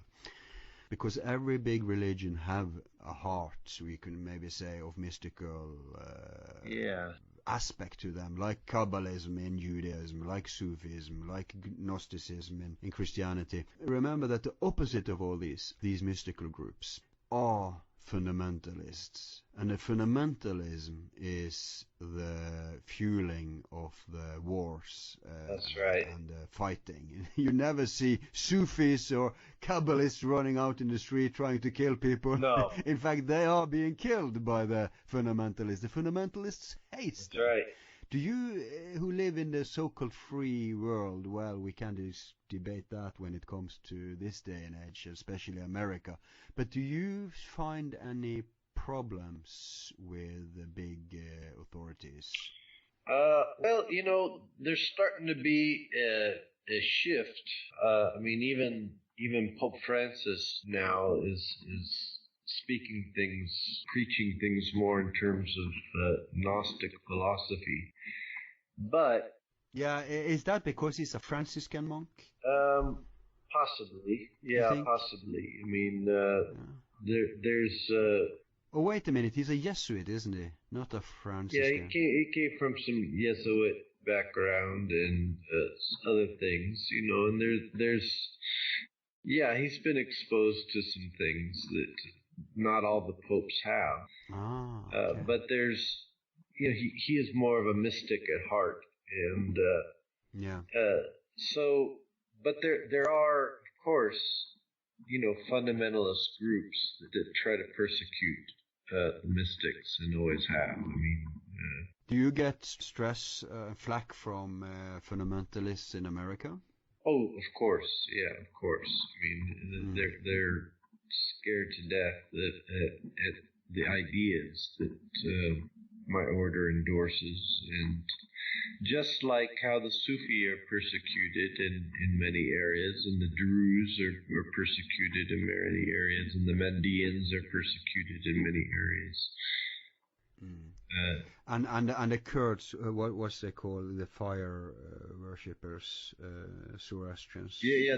I forgot the name. Yeah, the Yazidi. Yes, the Yazidi, exactly. So, I mean, we tried to do what we can to work with all of these groups to protect them as best we can, and to provide safety. So they know who. I mean, if you present yourself, they're not skeptical. Like, oh no, they realize that there is a common thread here. Yeah, I was just in Lebanon a couple of weeks ago, and meeting with.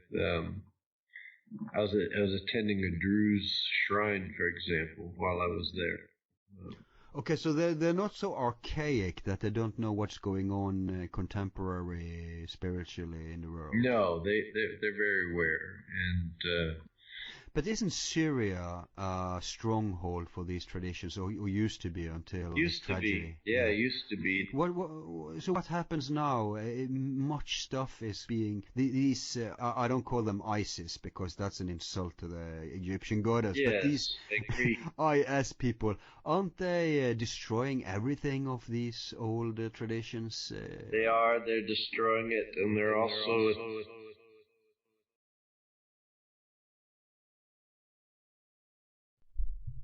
You there? Hey. There you are. Very good. Yeah, you disappeared into cyberspace there. Really? It's so weird. It is. Yeah, I'm sorry. It's very strange. No, I have no idea what happened. Yeah, me too. Yeah, well, I've used this before and hadn't had any problems, and I don't know what happened. I don't know why it wasn't working, but it's fixed now, and Yeah, so hopefully it should be good. Well, I guess it was to be expected, because we've had the Oak Island curse plaguing us already, and now we're the Templar curse haunting us on top. We're toast. Okay. Good. Yes, well, folks, you only missed about 10 minutes of us discussing, what was it, Daesh and fundamentalism, Yeah. Tim's new book. And then we accidentally dropped some of the biggest secrets known to mankind. But I guess it wasn't meant to be. It's all gone into the astral plane, to the ether, rather, where it probably belongs. This is too bad. But never mind. Let's just take the cue and end it here. Sure, no problem. We have gone on for 2 hours. It's just impossible to reconstruct. So Got it. Let's end it. But last point, you have a book out on the Templars. In fact, it's like a manual for people who identify with that path, right? Correct. And it's called The Way of the Templar. Yes. Yes. Yeah, so my book covers knights, a Templar lineage that traces throughout history and that are currently existing today. Right. So I talk about Templars all throughout that book.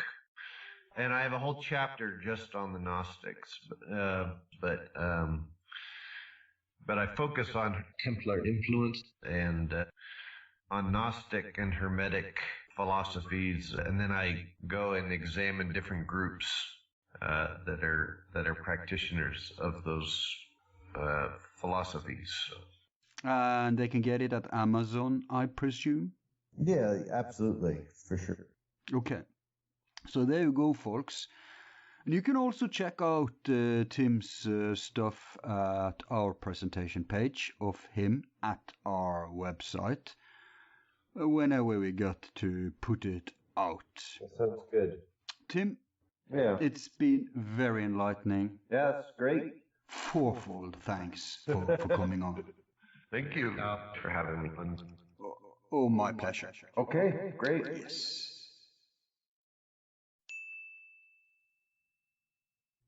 Thank you for enduring the poor sound that haunted this program.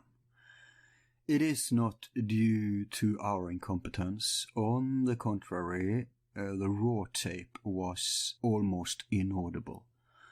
So we have spent more than 50 hours the last 8 months trying to fix it, because we felt the conversation was worthy of being released. So even if the sound was of an annoying quality, at least we've managed to restore it enough for you to listen. And so we really hope you did enjoy the talk, so that our efforts are vindicated. Just to let you know how bad the original sound was, we will put up a sample at our sponsor section as a compersion and a sign of triumph after sweating over this wonderful problem child of ours. Speaking of sponsors, remember that we are giving away our programs for free, and the sole reason we can do this is that we are 100% listener funded. Because of that, we are not beholden to anyone but our listeners, have no censorship, and can explore any avenue we deem fit. To become a sponsor, just buy us a coffee by donating $1 or more, preferably on a regular basis, of course unless you contribute a high amount. And all you loyal listeners who have invested in us already, remember that you can sign up at our website. Only a third of our sponsors have done so already, so that means that many of you are not aware of this. Once you do sign up, you will get access to a minimum of 5 unreleased shows at any given time, in addition to our Q&C sessions where we address questions and comments from you, our listeners, as well as bonus clips that may be excerpts from a program or Q&C from our listeners to a guest and so on. And also we will have a raffle where we pick a winner from one of our sponsors that has registered at our website. And the prize will be that you can choose a book from one of our guests. Now, speaking of you, our listeners, it's time to revisit our stats as of July 2016. After 1 year of broadcasting, we have over 500,000 downloads. Personally, I find the demographics very interesting. Now, the Americans has long ago hijacked our show and is about 56% of the listeners. The second largest base is United Kingdom with 13%. And tally-ho, Mr. John Bull, we shall soon enough have on some Brits as guests. Third up is Canada, or the Scandinavia of the Americas, as I usually refer to you chaps. You consist of 8% listeners. Then follows Australia, Netherlands, Germany, and, lo and behold, Sweden, who just passed Norway. Gender-wise, we're still a heavily masculine pleasure, with 85% being guys and 50% being chicks. Peter Levenda, Michael Cremo, and Joseph Farrell are the most popular downloads in terms of numbers, but then again, those were among our first shows, so they will always have a head start as far as ratings concern. Still, when we have on big shots in the future, like, say, Graham Hancock, even those numbers may alter. If you want to help us grow in other ways than covering our bills, then like, comment, or share as many of our posts on Facebook, Twitter, and YouTube as you bother, because the algorithms that the social medias use increase visibility for the general public, partly based upon such actions. So, for example, even if you listen to a show at our website, liking the same program at YouTube will be of tremendous help. Before riding into the sunset, I want to share a quote with you from Tim Hogan's book, The Way of the Templar. It should be stated that there are many traditions claiming to be Templar or claiming a Templar lineage or history. We will not dissect the different claims of the different traditions here. Needless to say, some traditions have a more legitimate claim than others. Some Templar traditions are actually quite ancient, and others are more recent innovations or creations.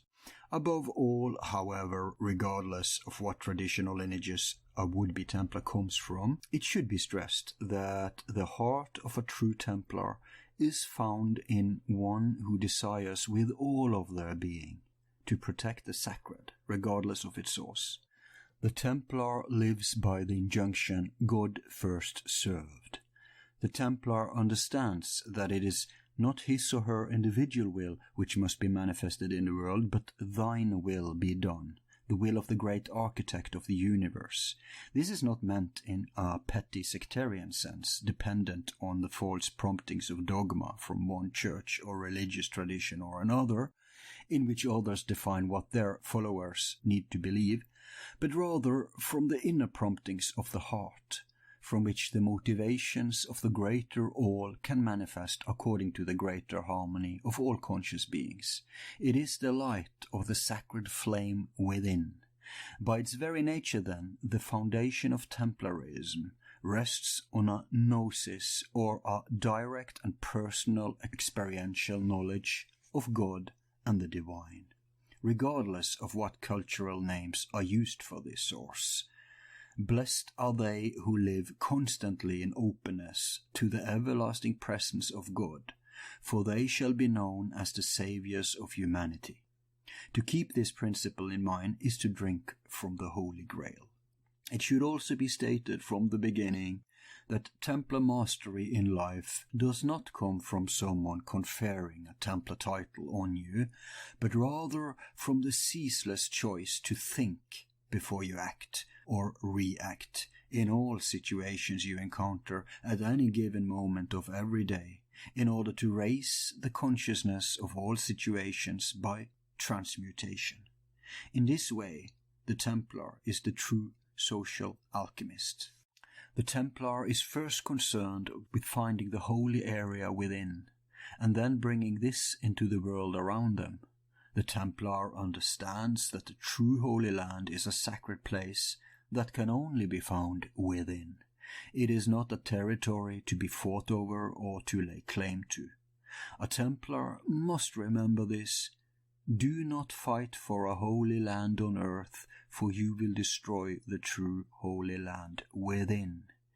He who is not at peace with himself is at war with the world, and he who is at peace with himself has found the true inner sanctuary, the New Jerusalem, and the Holy of Holies of the true Solomon's Temple.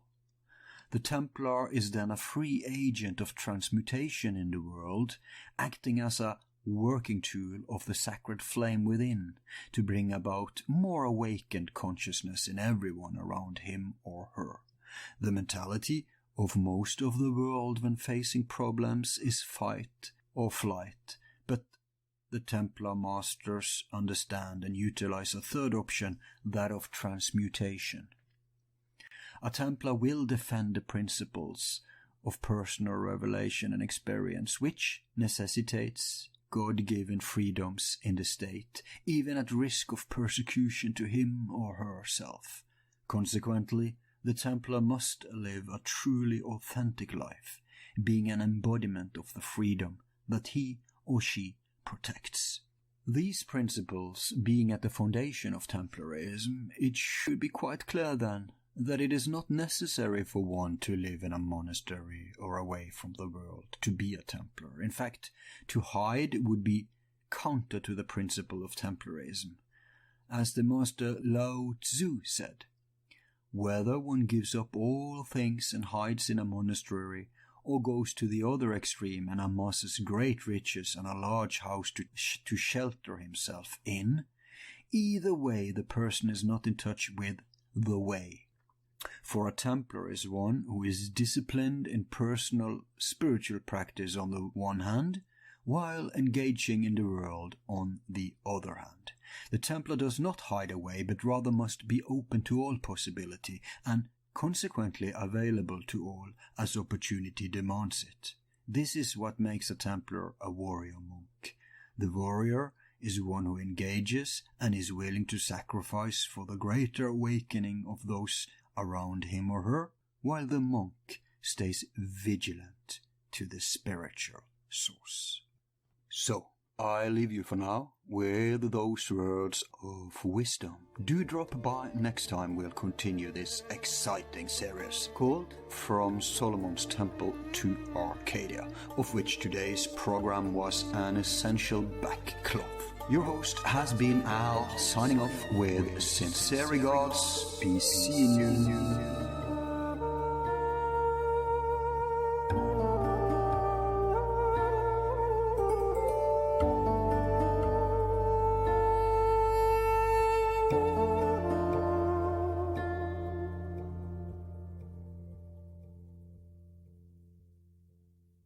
Who is number one?